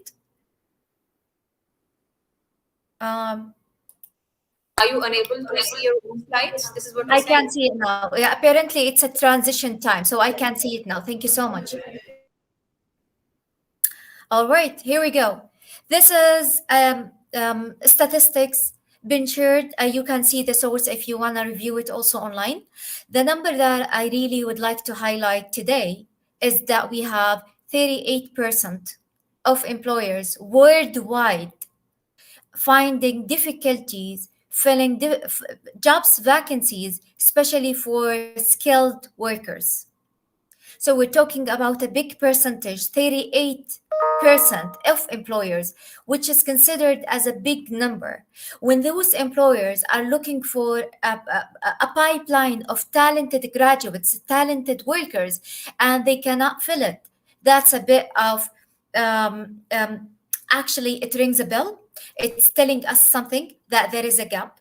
There is something that we need to look into it, especially that we will have by 2025 more than 262 million learners around the world will be enrolled in higher education. What we will end up with, a huge number of graduates who cannot find proper jobs or cannot find jobs that matches their skills and capabilities. Remember, here today we're talking about skills, we're talking about jobs. So why we're comparing those together, why we're actually focusing on those together? Because it's very important, and we will find out today that we equip those learners not only with knowledge, 4 to 5 years of knowledge, but also with the skills. Why? Because when they're going to use those skills on a daily basis to be able to excel in their daily work, in their daily task, at least they will be able to deal with their colleagues, complete task on time perfectly. So when we talk about skills, basically, we know this is honestly a challenge happening worldwide. But today, because we're talking about education in Pakistan, we would like to zoom in more about what's happening there. How is this country working to help the learners acquire the skills they actually need to find the jobs that they want? And I would like to emphasize today on finding the jobs that I want, finding jobs that matches my skills and capabilities, finding something not only I enjoy in doing it, finding something that can help me manage my career path. So let's have a look at what is happening in Pakistan market. So there is 64% of the population today, people with an age 30 years and under. So we're talking about 30 years and youth, where we have 8.5% of unemployment rate between 30 and under. So we're talking about a range from 18 to 30. And we have an unemployment rate of 8.5, which is considered really high. Why we're really excited to talk to you today?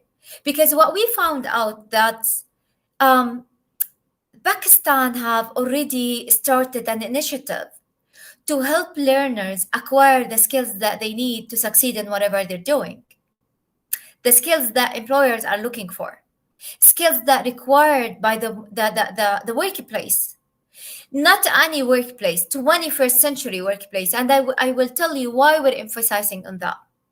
There is a great initiative. I'm not sure if you are all aware of it, but a great initiative happening in Pakistan today called, hopefully I'm pronouncing it correctly, Parwaz. So Parwaz initiative focuses on 3 different things: lifelong learning for upskilling, future readiness for our youth and future readiness for employability, innovative skills. And that's exactly aligned with Pearson solutions, aligned with Pearson research and studies. That's exactly what we've been doing. So I was really excited to talk about this session and to talk about what we've done, because it's aligned with the awareness that Pakistan has started approximately early 2020, late 2019, to help everyone, every single citizen find a job. All right. What does that mean? Let's dig deeper into what's happening. So here we found that as industries somehow pointing at academia, saying that your graduates are not ready. They don't have the skills from an employer perspective that I'm looking for. From our perspective as an education system, what do you mean by our learners are not ready? We've been delivering, we've been teaching, we've been providing an up-to-date knowledge through cutting edge technology to help those learners, graduates, secure an income, find a job, succeed in life. That's correct. That's our education system mission. But when we give them our outcomes, the employers were not very happy with that. 76% of employers are not satisfied with the quality of graduates. And let me tell you something, although this is a statistic from a Pakistan market, but it's a worldwide challenge because same thing happening in the US, same thing happening in the Middle East, same thing happening in Africa, because we've been dealing with different learners around the world. And we know based on study, based on research, this is a global challenge. 95% of recruiters believe that students don't receive quality career advice. Here we go. We started to zoom into the issue itself. So here, employers saying, here you go, take back your graduates. We're not going to hire them because they're not ready. When we start to look deeper into what's happening, why they're not ready, what do you mean by they're not ready? We talked to recruiters, we spoke to employers. So we found out that based on research, 95% of recruiters saying that they're not receiving good quality of advice. This is very important. Before our learners graduate, it's very important to talk to them, to show them the tools and techniques available for them to understand who they are and then start applying for jobs. And we're going to talk about that.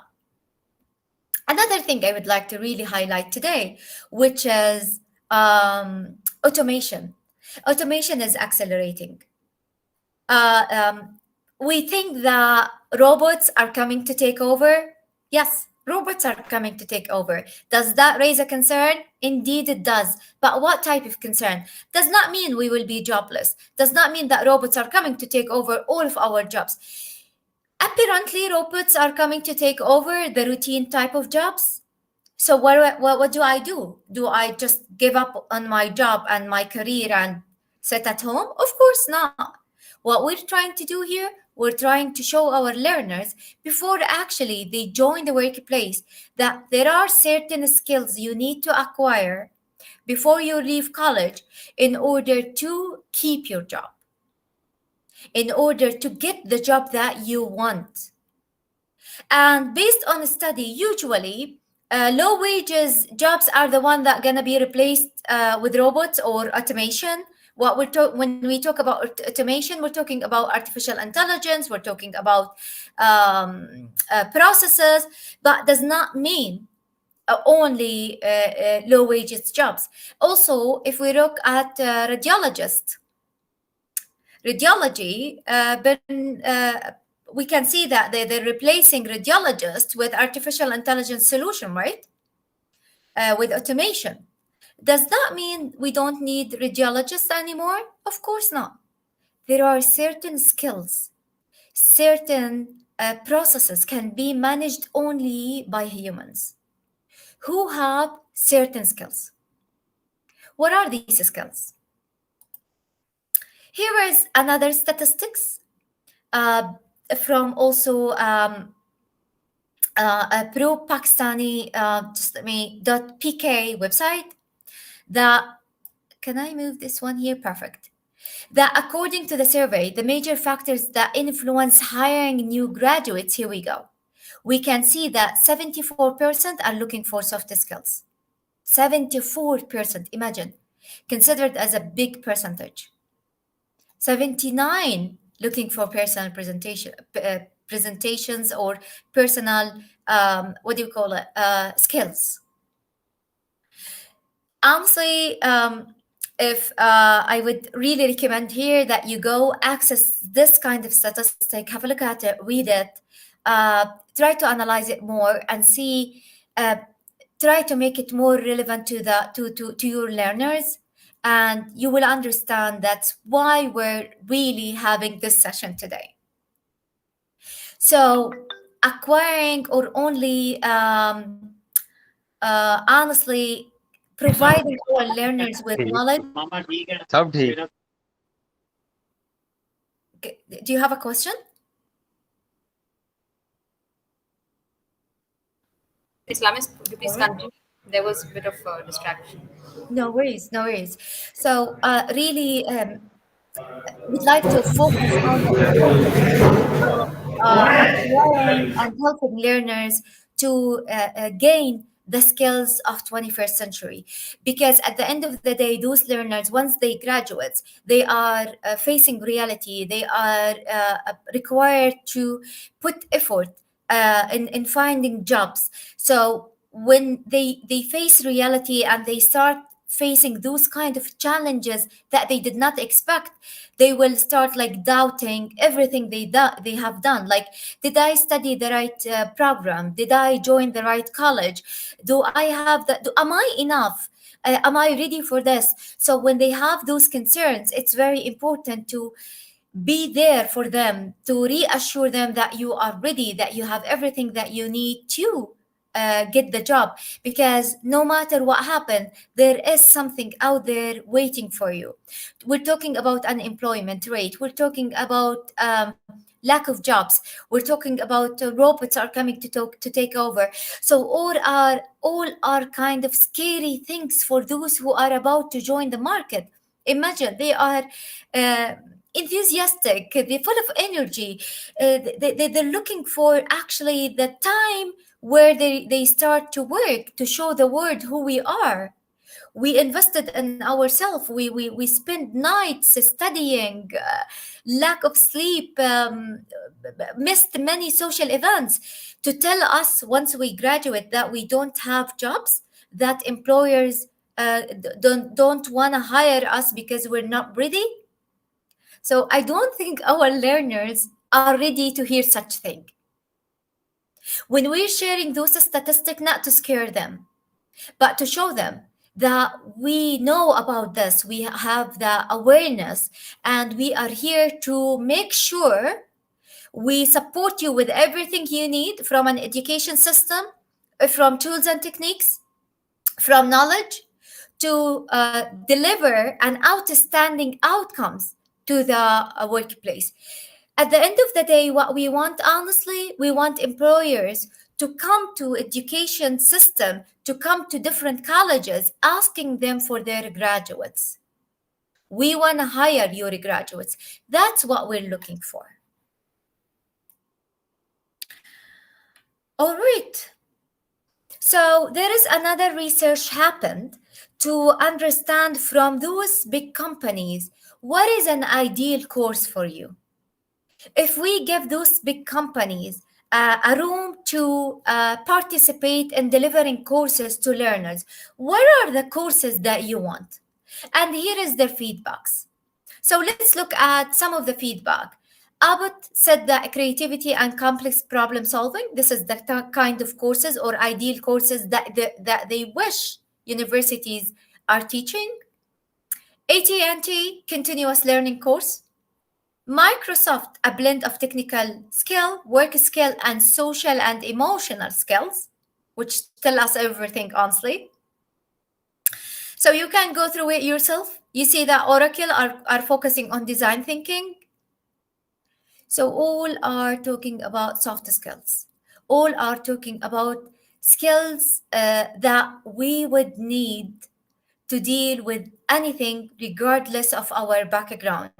We talk to Microsoft, to telecom company, to healthcare company, and if you honestly zoom out a bit, you will see that all are talking about same group of skills. All right. So the question we would like to ask ourselves today, whether we are coming from an education system, whether we have learners, whether we have deans with us,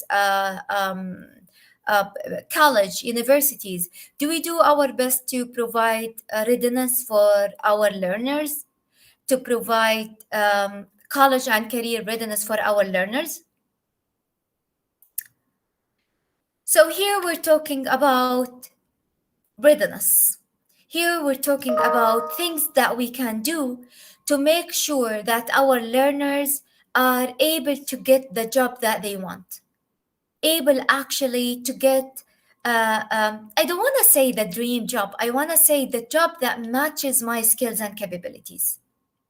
What we've done in Pearson years ago, around like more than 7 years, we understand that there is a gap based on the numbers I shared with you.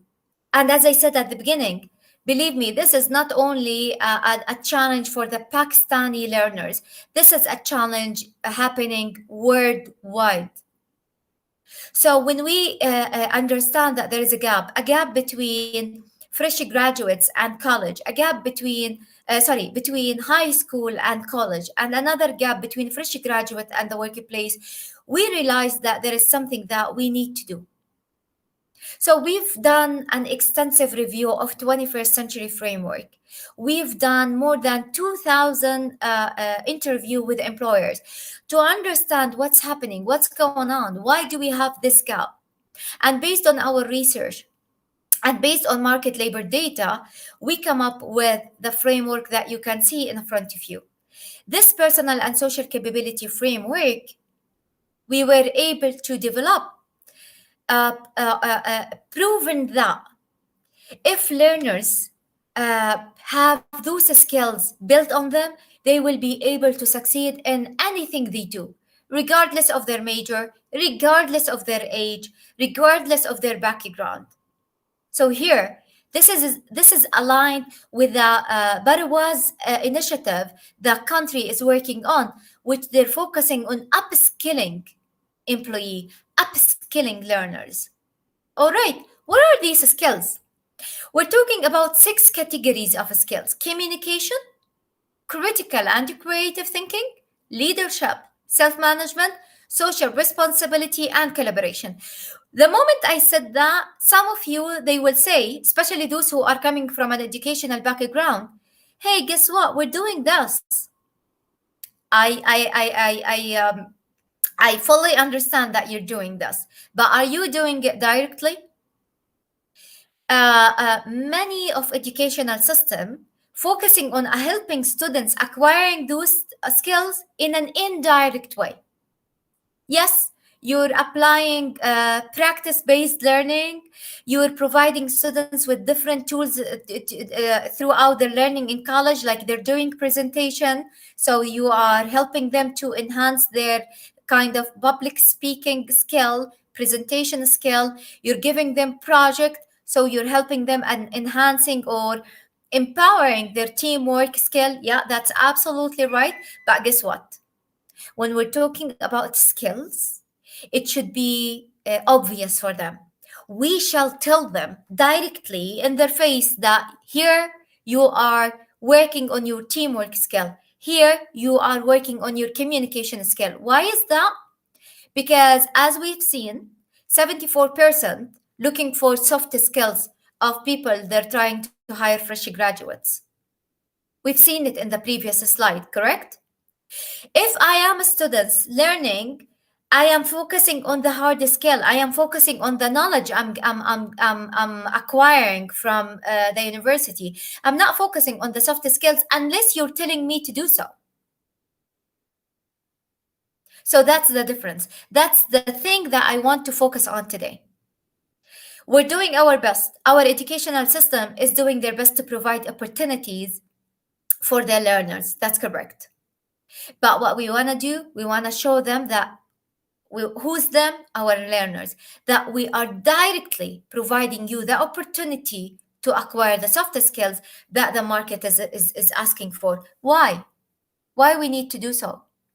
Because once they are fully aware what we're going through, they understand the process, they will be more confident. They will be more aware, first of all, self-aware, and then more confident to stand in front of the employer and to go through the hiring process. By the way, we've written many white paper on this framework. If you are interested into going through it, understanding more about the research that we've done, feel free to contact my colleague Omar.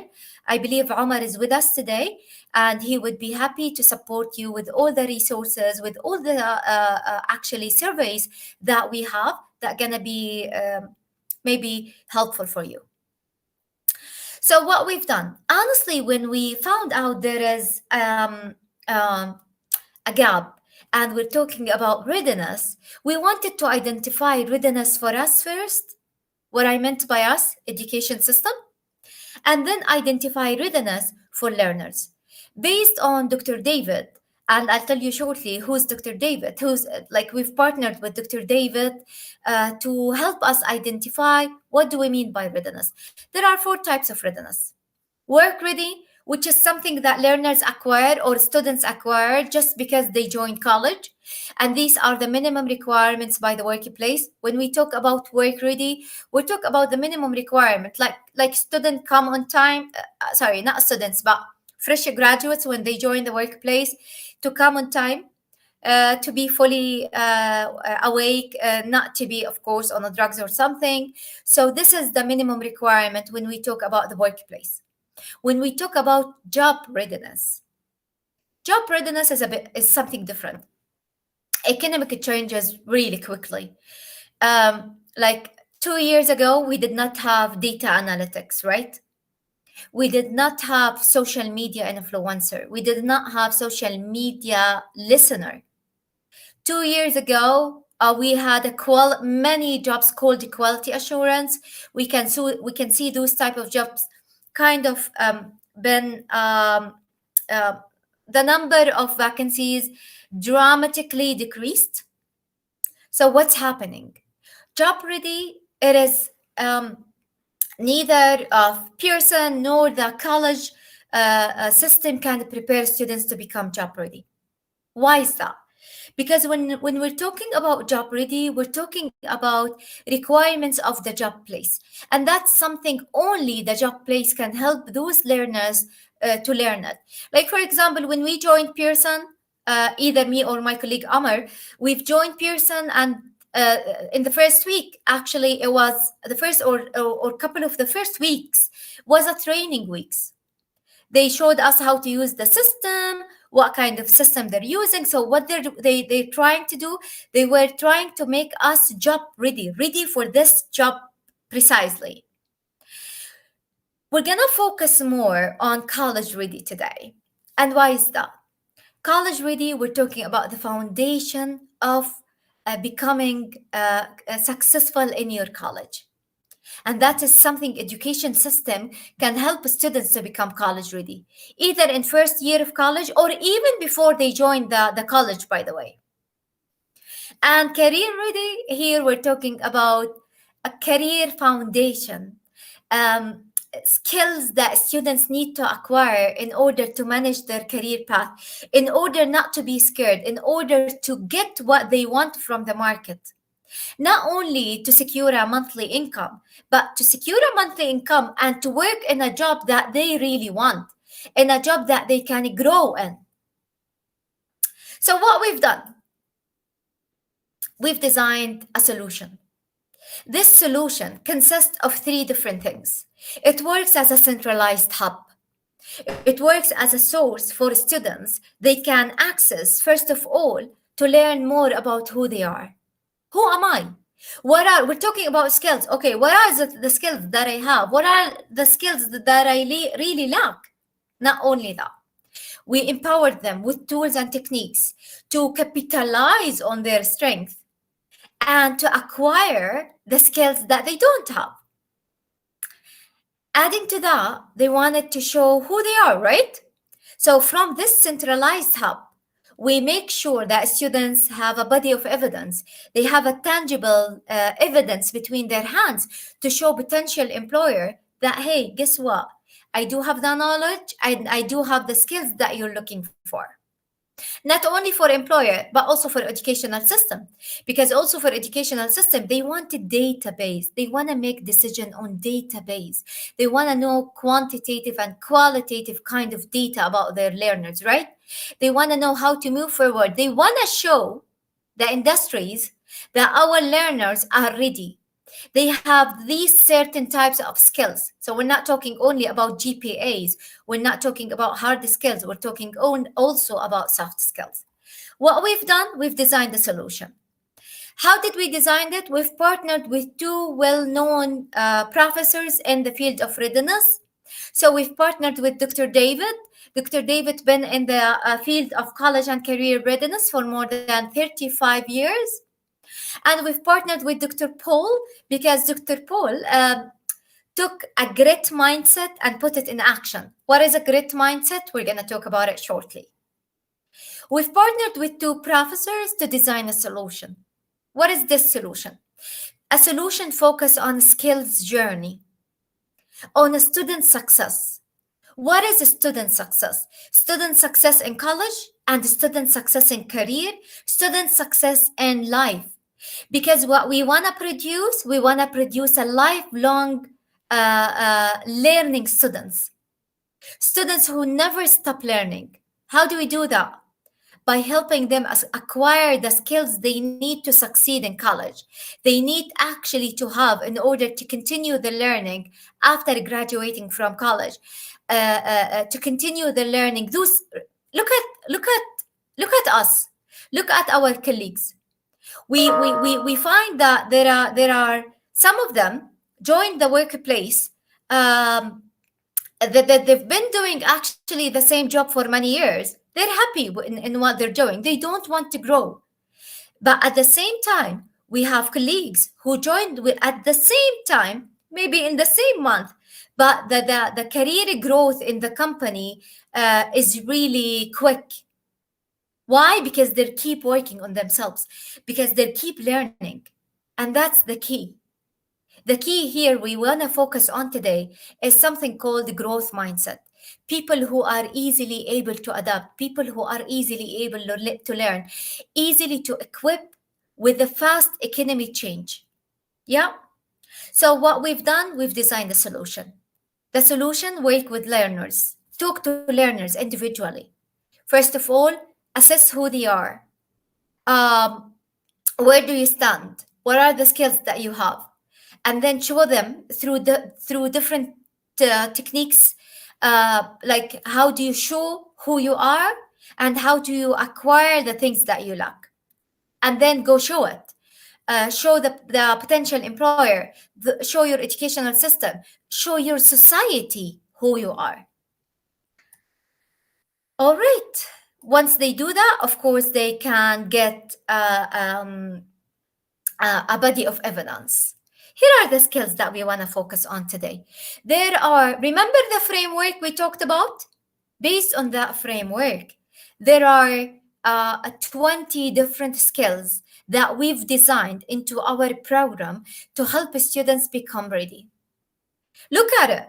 It's like, honestly, life skills. We're talking about goal setting, stress management, learning preferences, teamwork, test-taking skills. So these are skills that if I am aware of it, I would have a better quality of life. Yeah.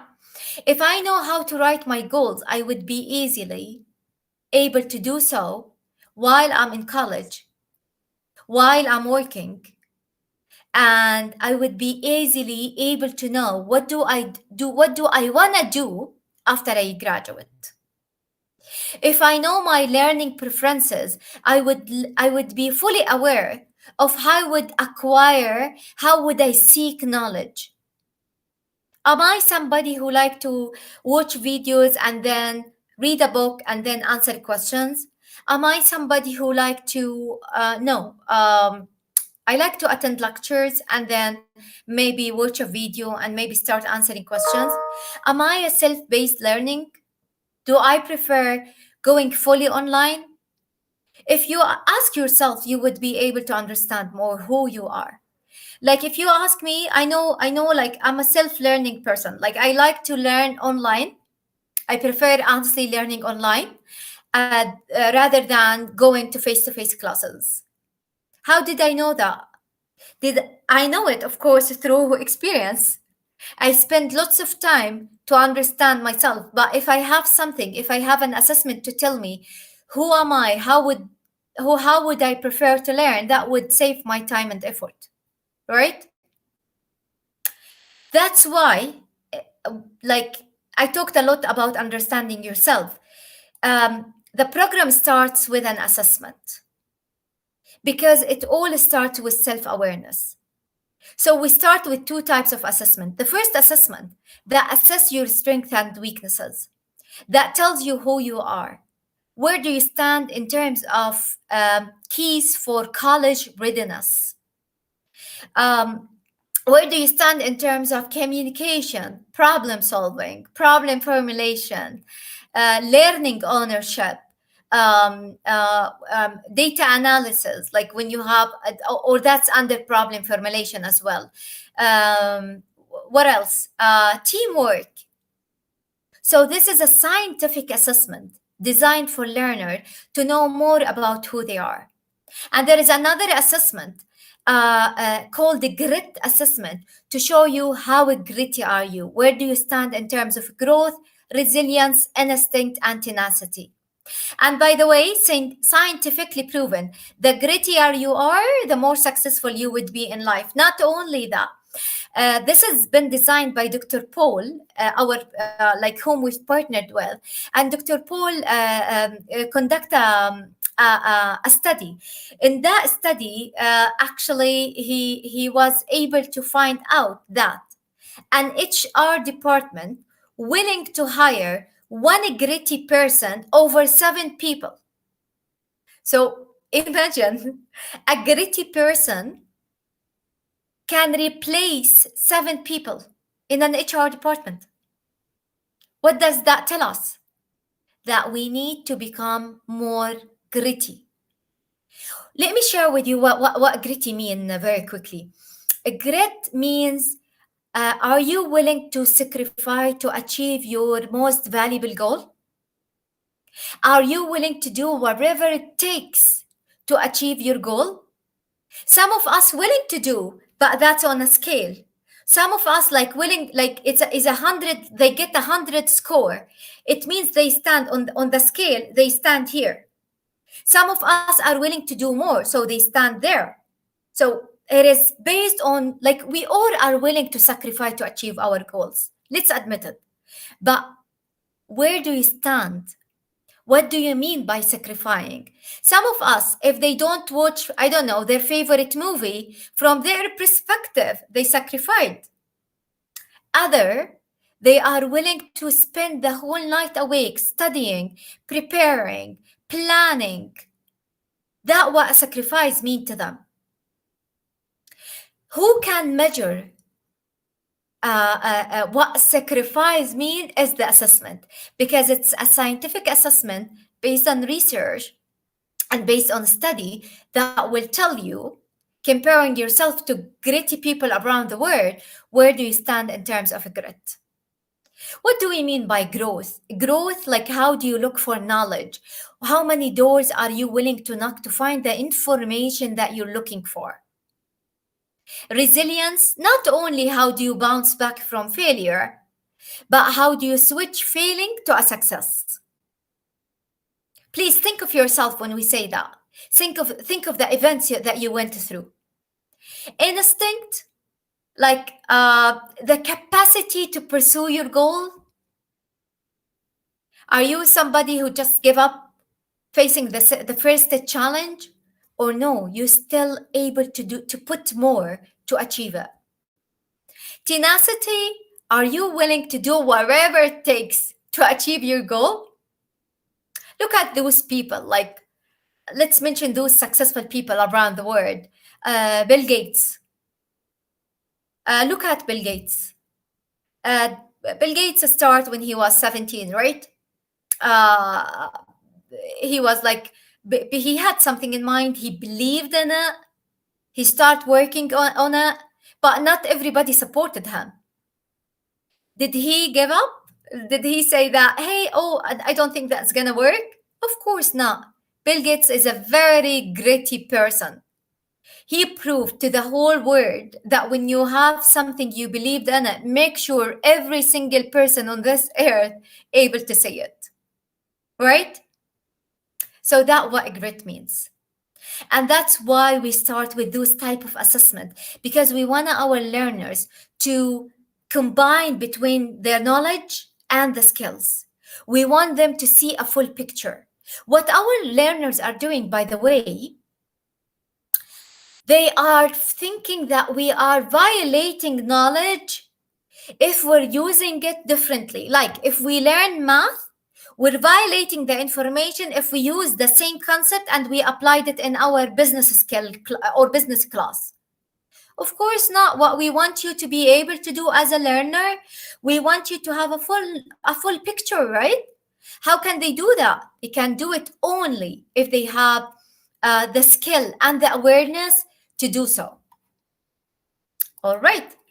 Part of the program as well, we're trying, as I said, to provide them with different tools and techniques.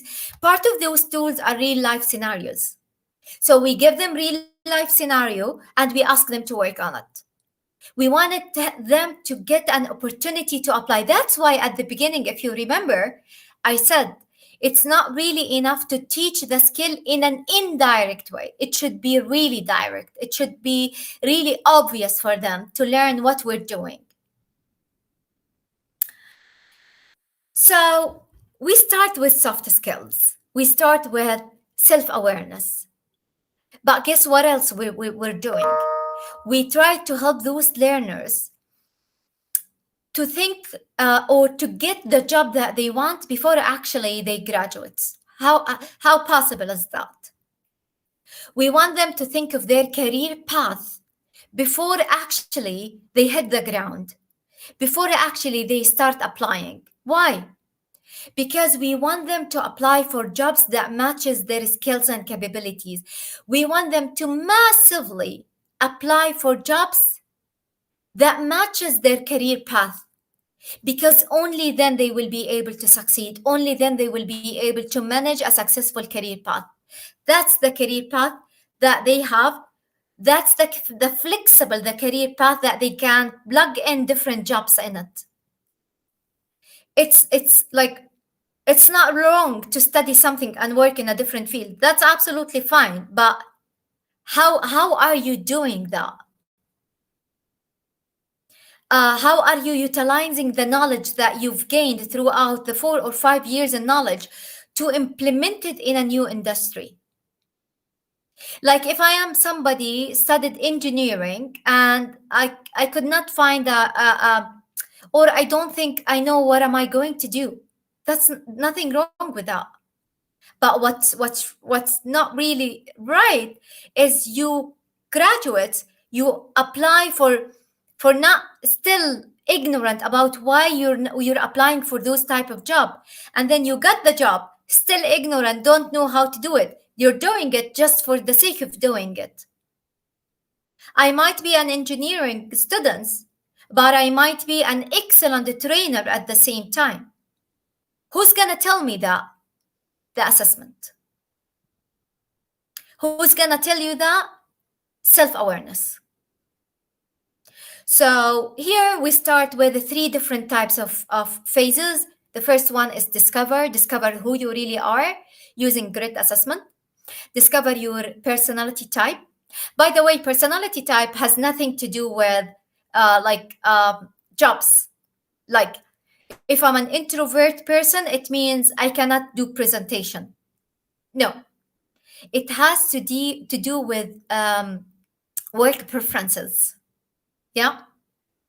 So personality types is something gonna help you a lot finding different work preferences.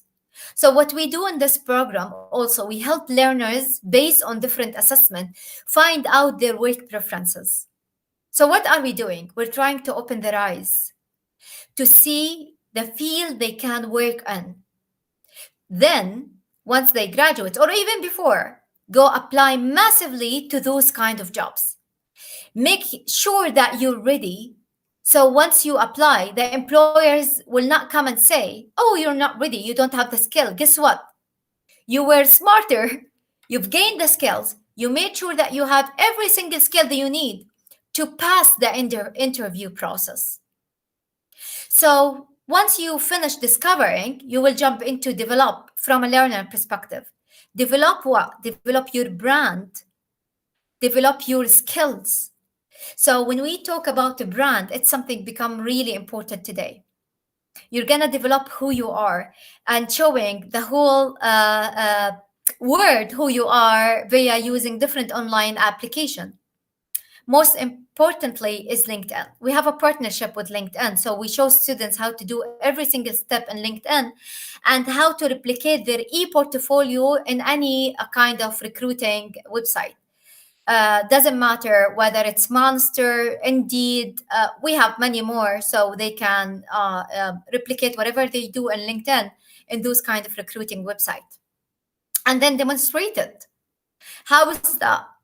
We help them to learn and train on how to pass an interview, on how to actually write an attractive resume, how to seek for an advices from different people, how to get a mentor, how to utilize career services properly in order to help them get the job that they want. In a nutshell, this is what we do in the program. We help them, first of all, learn more about themselves. And I cannot emphasize more on self awareness because everything starts with a self awareness. And then here they start by developing and showing who they are, and then demonstrating to show the whole kind of industries that we are ready. There is actually a YouTube TED Talks available on YouTube by Dr. Angela Duckworth. I recommend that you watch it whenever you can because she's talking a lot about grit concept. She's talking about being persistence and how would that help you achieve your goals and reach where you want it to be. Of course, the program, as I said, supported with body of evidence. Our learners gonna get certificates and they receive badges. They can share on any social media. They can, but mandatory for them to share it on LinkedIn, but they can share it on any social media. This is what we call a badge. This is what we call a proof to industries to show the whole kind of word that our learners did not just go through knowledge, but they also went through skills. So I wish that after that, in 2 to 3 years from today, employers no longer coming to say that your graduates are not ready. Instead, what we want, and that's the concept and the mindset we actually we're partnering with different education system, different institutions around the world to help them providing opportunities for their learners to show employers that our learners are ready and instead of learners applying for jobs, employers are coming to look for your graduates. That's actually what we're looking for. And here we come to the end of the session. I want to leave the last actually 10 minutes for Q&A. So happy to take any questions. Thank you so much, Ms. Lamis, for such an incredible talk. And I, as a as a host and as an academic, I've learned a lot from you. And you're absolutely right that most of the times the students are actually focusing on the grades and other cosmetic issues which are there. Of course, grades are part of your development. I wouldn't deny that. But on the other hand, we need to equip our students with life learning skills and real life marketing skills as well. Because at the end of the day, we're aiming for a better professional environment where our students can grow and in terms of learning and academia and professional life as well. So I have got this one question from our audience, and I would like to ask you, as you mentioned that there is this concept where we believe that there are certain online platforms which are actually providing our students and learners and amateur learners and professionals for that matter with developmental skills, right? So as an academic, I do understand that the importance of the digital certifications and e-learning platforms is really important. So do you think that the post-pandemic employer will be able to trust the employee who comes from a background of online education? Do you think that the you could say the new employer, the post-pandemic employer, would be able to trust an employee coming from such an online education background?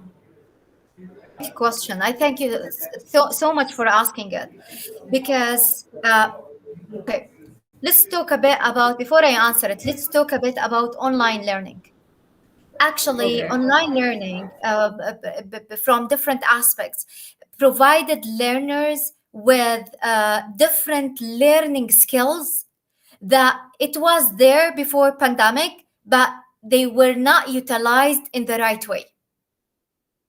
So what online learning have done to our learners, actually, it helps in switching the mindset from uh, uh, receiving or passive learning to taking an ownership of their learning. Our learners used to a system where we provide them with everything, but with an online learning is a bit different. We gradually showing them the way to take an ownership of their learning. All right, what does that help them to do? When taking an ownership of your learning, what's going to happen? You are seeking for information. You are looking for the information. It's not only a matter of me opening the platform, attending the lecture. It's more than that. It's a matter of me attending the lecture, being awake, being engaged, and applying whatever I learned through behind the screen into the real life. So receiving my education through online, actually, from a personal and professional perspective, it changed our learner in a positive way. It changed the fresh graduates to become more ready, because this whole pandemic thing make them more adaptable and become more resilient and adaptable. That's the main skill that recruiters are looking for. So, honestly speaking, I don't have a statistic yet, and we are in Pearson. We're working on such thing, and believe me, once we will have it, we will release it to public. But online graduates are more persistent, Of and course, hopefully, thank when we you. have the data, we'll share it with you. Of course. So I have another question if you're okay with it. Please. So basically, we have got another question. Are you aware of any cultural constraints associated with the development of disabilities in learners? Elaborate more on your question, please. Sorry, could you repeat the question? Would you be able to elaborate more on the question, please? Okay, so as you were telling during the presentation that the global job market has actually changed. I agree to that. But in Pakistan, we see multiple problems in terms of job market, because at times the employer is not ready. At times the employee doesn't really know that which job does he or she want. So in that term, do you think that culture has an important role to play? Do we have cultural constraints in that domain? Absolutely. This is a great question. Absolutely, there are. Like, there are constraints everywhere, and there are culture constraints. How do we remove it? Or how do we eliminate it? That's something. First of all, it comes with a self-awareness. One of those constraints, actually, we were discussing that last week. I'm based in Saudi, by the way. So we were discussing female constraints. If you look in the Saudi market, or if you look at the Saudi market 2 years ago, you would not see any female working in retail industry. Nowadays, this industry is like filled with female employees. So we were talking about the constraint and the culture change. Those kind of constraint, if we're able to change it, and it's still culturally acceptable, we can do that only with awareness. So it becomes, first of all, with cultural awareness, citizen awareness, and then gradually employees or employers awareness as well. Because what you want to do, you want to make sure that you're working on the whole cycle at the same time. We cannot just start with the cultural awareness and leaving the employers out of this cycle. It's very important, first of all, to get the employers buy-in, to make sure that the employers are actually willing to hire females, willing to hire people with disabilities. And then the job or the workplace is ready to perceive them. They have everything they need. And we, at the same time, the culture, the society is willing to accept it. So when we're talking about constraints, we cannot limit it. But I can highlight the main constraints that we can think of once we think of a culture similar to the Pakistan culture. We're talking here about disabled people, we're talking about females, and many more. But these are at the top of the list, right? So, yes, constraints impact, but guess what? If we start with self awareness, if we start with providing learners with the skills that make them more aware of those needs, we'll be able to I can see you have another question. Maybe go ahead.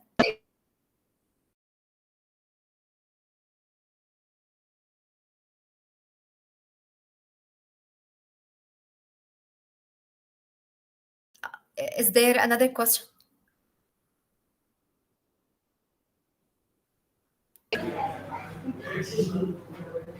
Hello, am I audible?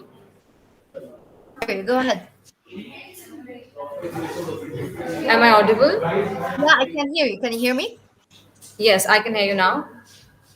Okay, thank you so much for this in-depth analysis on educational landscape of Pakistan and other countries as well. So we do not have any question at the moment because you were so clear and you were so sound in your argument, and we really enjoyed your session. We talked about the very important aspects of job market and keeping the cultural aspects as well. So it was quite an insight into what you mean by soft skills in 21st century workplace. Thank you so much for that, Ms. Lames. And now we'll move towards the end of the session. And Executive Manager of and again, we have.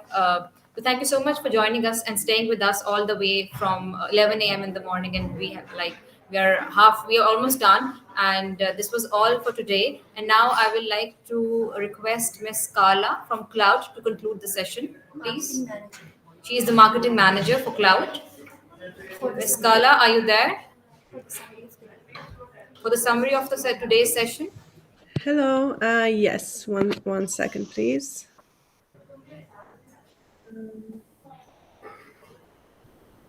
All right. So I will just upload my file as well. Hi, everyone. All right. So joining us today. Yes, thank you so much. Really enjoyed listening into the sessions. So yeah, I will be doing a recap of all the sessions that happened today, and we'll have some interesting discussions and a panel of experts who are joining us today as well. So just bear with me so I can upload my presentation.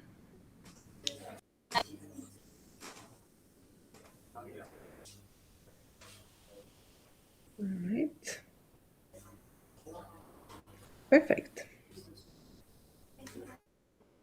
So yes, we had a full day today for the APOES 3.0. The event was hosted on the Cloud platform, which I represent. So just to introduce myself, I am Carla Wilhelm. I am the marketing director at Cloud. And what Cloud is the interactive meeting and collaboration platform. And I support the go-to-market strategy, communications, and digital market initiatives within Cloud. And then I also have Prince, our director of IT operations, who's joining us today, so he can answer any technical questions as well. So I will go over a highlight of our favorite sessions during the event today. But first, I would like to leave the stage to Dr. Nadia Anwar. Dr. Nadia Anwar is the Associate Professor and Chairperson at the Department of English and Literary Studies at University of Management and Technology, Lahore. She completed her PhD in Nigerian drama from the University of Northampton, UK in 2015. And her principal research lies in the field of post-colonial English literature and Nigerian theater and drama, in particular and adaptation studies, critical discourse analysis, and pragmatics in general. As an active academic and administrative faculty member, she has remained engaged with many academic, research related, and extracurricular activities during her professional career. She has one research monograph and several research articles on her credit. So, Dr. Nadia, are you here?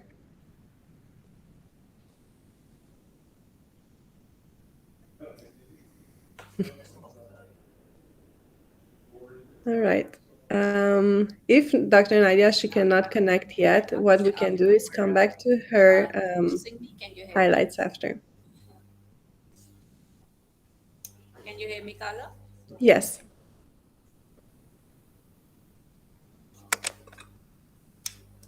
Can you hear me? Highlights Miss Carla? after. Yes, I can hear you. Can you hear me? Can you hear me? Am I audible to you? Yes. Okay. Just give me a second.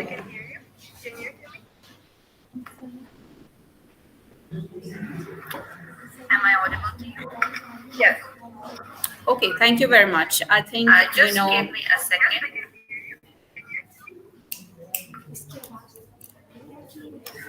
uh, Am I audible to you? Yes. okay, thank you very much. I think, Just give me a second.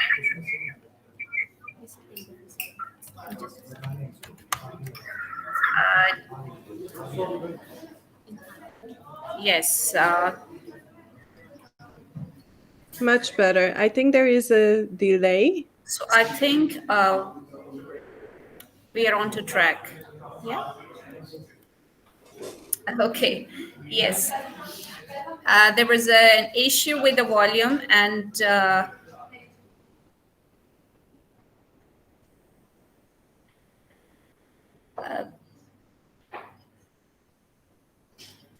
Should I just continue?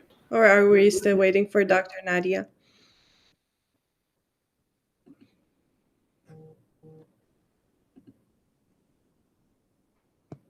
All right, just give us a second. Meanwhile, we hear back from our main speaker. May continue and then she can join later on. Thank you. You're welcome. All right, so here's a quote that I really like during this presentation, during the presentation today. So every challenge or misfortune has the potential of harboring exceptional lessons. Our job is to uncover and distill such lessons. I believe with the global pandemics that hit us, it was definitely a big challenge for everyone. But everyone had to adapt very quickly, and it led to new discoveries, new technologies being built at a super extra fast pace than before. And we even see universities and schools adopting technologies at a way faster pace than they used to. For me, witnessing that change, it was really impressive, seeing at the pace at which students and teachers and schools all together adapted to this change and embraced online learning has been really inspiring. And especially at Cloud, we do offer new technologies that enable that online education to be more fruitful and more interesting for students. We really enjoy working with schools during this time and getting their feedback and working with them to provide better solutions for online learning. Right. Carla, can you hear me now? Yes. Okay, that's wonderful. I've just, switched my place with another colleague, and I think it's better now. Yes, much better. Yes. So should we continue? And thank you. Yes, I wanted to just say my regards to you and greetings to your panel members. But of course, this project is very dear to me because I've been working for it since March 2020, March 2019, in fact.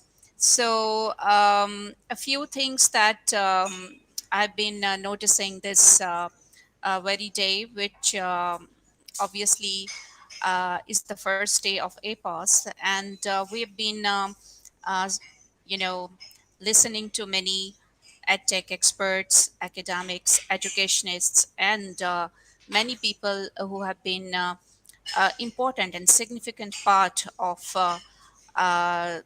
this post-pandemic age, and also during the pandemic they did some phenomenal actions that changed the lives of many students and faculty members. So one of the things that I've gleaned out of this day is particularly related to the message, what we have gained by moving on to online classes and then switching back to physical classes now, is that things have changed forever. I would like to quote Lenin here, who said that it takes, for decades, nothing happens, and there are weeks in which decades happen. And I think this is the right time that we think about the post pandemic age as something which is going to actually turn the decades or compress the decades into weeks. Because this is the time when we are going to accumulate all the knowledge that we have acquired during crisis. And the crisis has left some leftovers, remnants, which are going to become now a permanent part of our lives. And In fact, the pandemic has gone, but there are features that are going to keep on evolving, and how we are going to be able to survive with them, and by adopting them and by implementing them is what is required now. Um, I would also like to share my opinion about cloud, but perhaps later. So today I'm just going to say a few words of gratitude for you and for your team for being able to be with us and conducting these sessions. So thank you very much, Carla, and hope to be in touch with you time and again. Thank you very much for the wonderful words. I think you are so right about your remarks. It's been so amazing to see the change, and I look forward to what the future holds. And I think your event has done a very good job at outlining what the future could look and how do we prepare for that. So some of the sessions that I really enjoyed was on adaptive smart apps, how to get personal when we educate and when we teach, how do we personalize the experience for each student, which technology enables us to take that to another stage, which was not possible before. Again, the lab exchange, who focuses on personalization, but also what I really like, it's the STEM. So starting science, technology, and math education at an early age, as soon as 4 or 5 years old. This is what we'll see more and more happen, where we educate our young generation how to use and how to build and how to create using new technologies. And that's something that's really inspiring for me to even as I am on the younger generation. I was not so upfront with technologies when I was young, and now seeing kids as young as 5 exploring how to build apps and how to build computer programs, it's really interesting, and it really unlocks a lot of opportunities for them as well in the workplace. And then this one was really interesting to me as well, because I am curious how we will continue to develop virtual worlds and virtual environments to better support education and to better support the journey of our students. So right now we do notice something like Zoom fatigue, right? Where We have to sit for long hours in meetings, and it's just always the same format. So it really limits the creativity. And also like the experience that you get from actually meeting in person. So although we will see a lot more meetings in person, how can we also, while we are at home, create experiences that are online, such as 3D rendering, maybe games, to create a more fun experience overall. And yeah, I think those were like my highlights. And then I would also like to bring on our panel of experts. So I have a few questions for them, but I will let them introduce themselves. So here they are. We will have Omar Fazail. Sorry if I don't pronounce the names correctly. I'm trying. So from Regional Development Manager, Higher Education and K-12 at Pearson, we have Mohammad Youssef Tafhim, Full Stack Developer and IT Department at International Open University. And we have Syed Hassan Nakvi, Full Stack Developer and IT Department at Technolight University. Are you here with us today? And if yes, Yes. you can open your microphones and you can join us here on the stage.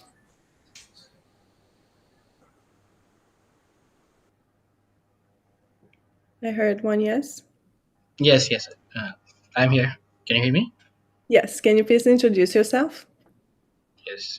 My name is Mohammad Yusuf Tafim. I'm a full stack developer at International Open University. I have been there for the last 7-8 years, and we are in a virtual university. So we have been online for the last 10 years. So basically, all our education is online. So it did not affect us that much when due to COVID. But we are the, I think, very few people who started and believed in this method of learning for and teaching. So that's about it. We are actually online university, but our base is in Gambia, which is an African country in the west of Africa. Great. That's really interesting. So you've been providing online education for 10 years. Did you see an increase in your number of students during the last years? Maybe did you get more interest for your services? Did you see it pick up faster than before, or anything that you noticed that would have changed in the last years? In the last year, actually. Yes, definitely. Our student count increased by, I think, double or triple within the last 2 years due to COVID, because there was no other option and people were forced into it. But at the same time, they were very, you would say, in the region which we are. Actually, we are like it is open for all over the world, but still, those areas, especially the you would say third world countries, so they were not very open and had very negative, you would say, connotation or negative impression about online studying. So they got their first impression of how online teaching and studying takes place. So that barrier has, I think, has fallen, or you say that barrier is decreased. So they are more accustomed and more open to learning online. That's amazing to hear. So we raised awareness, and I guess people get to experiment with it and see that it's, after all, not so bad, and it can actually benefit them, right?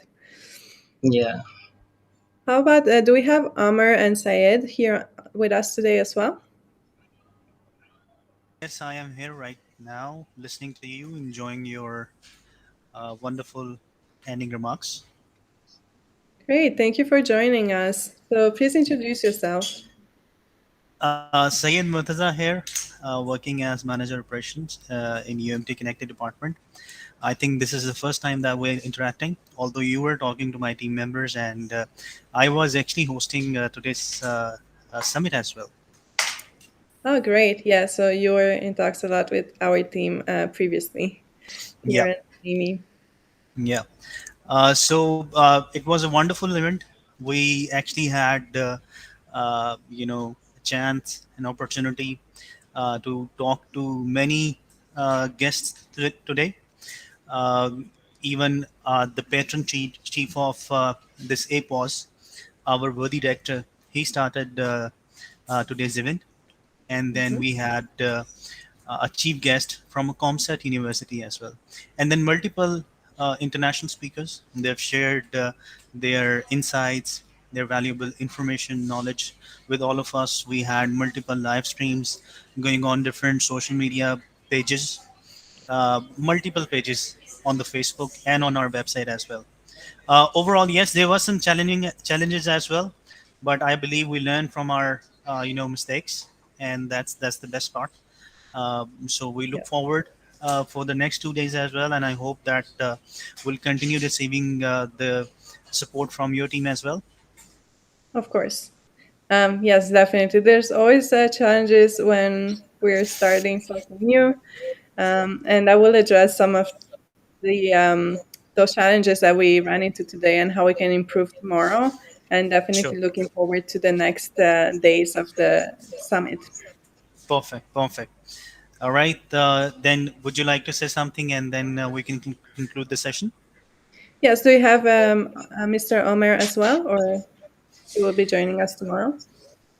Mr. Who? Sorry, Omer Fazail? Omar Hassan. Yeah, Uh, from let's Pearson qu- Education. let me quickly check.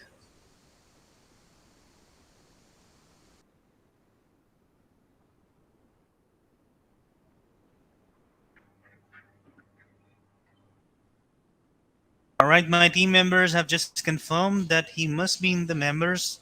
So let's just say, so let's check quickly if he's there or not.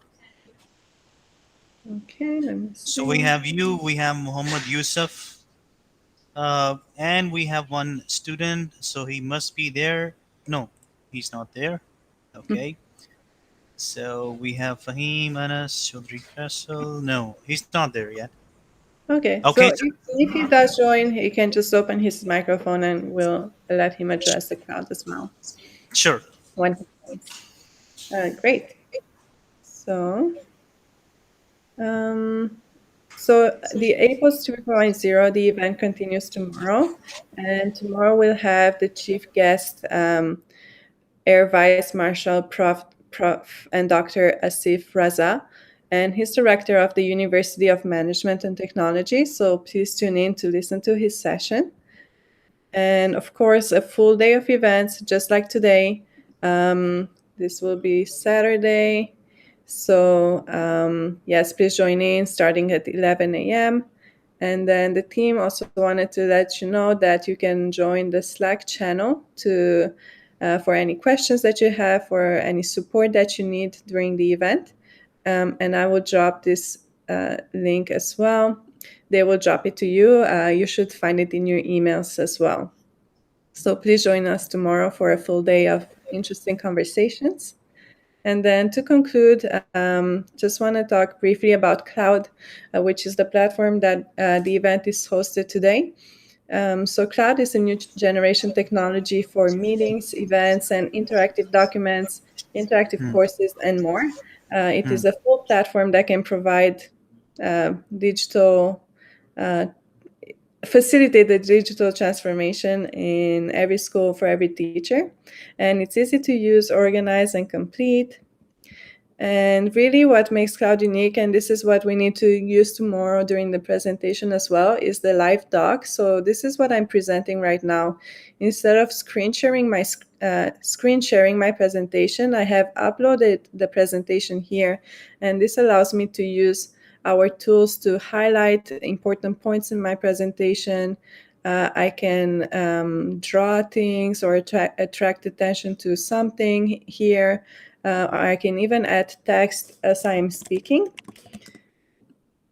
So this is make it a lot more interactive and easier for our attendees to follow the conversation and be captivated by what's being presented. And then if you have videos, there is a button to add a video link from YouTube. So to make an easy stream, if you have video content to deliver that is on YouTube, you can just insert it as such. So I will just demo it quickly.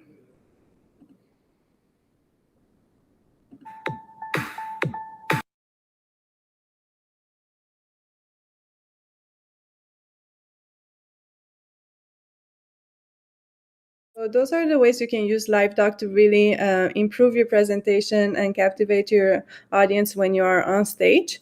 And by using LiveDoc, you're not using screen sharing, so you won't have choppy audio or such. Even when you're streaming to low bandwidth zones or computers with low networks, they will still be able to view your presentation.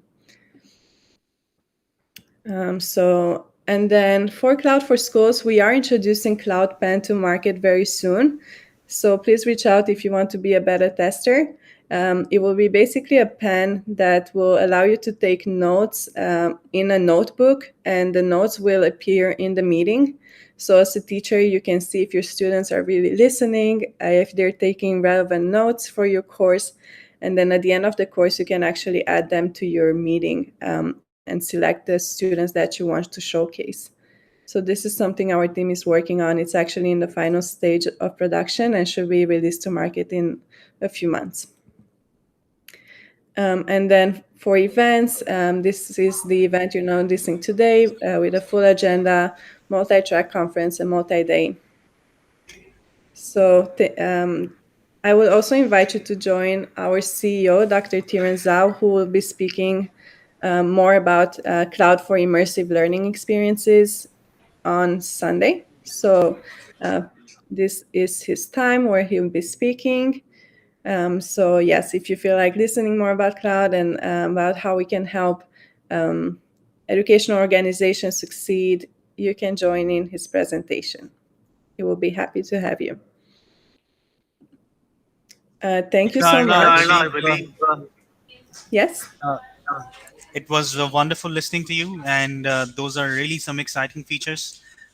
Yes, we can use it and we can improve it and we can implement all those features, to increase positive learning environment in our university. We're very glad to be a partner, and not just this event, but we'll be working on lots of events, in the future as well.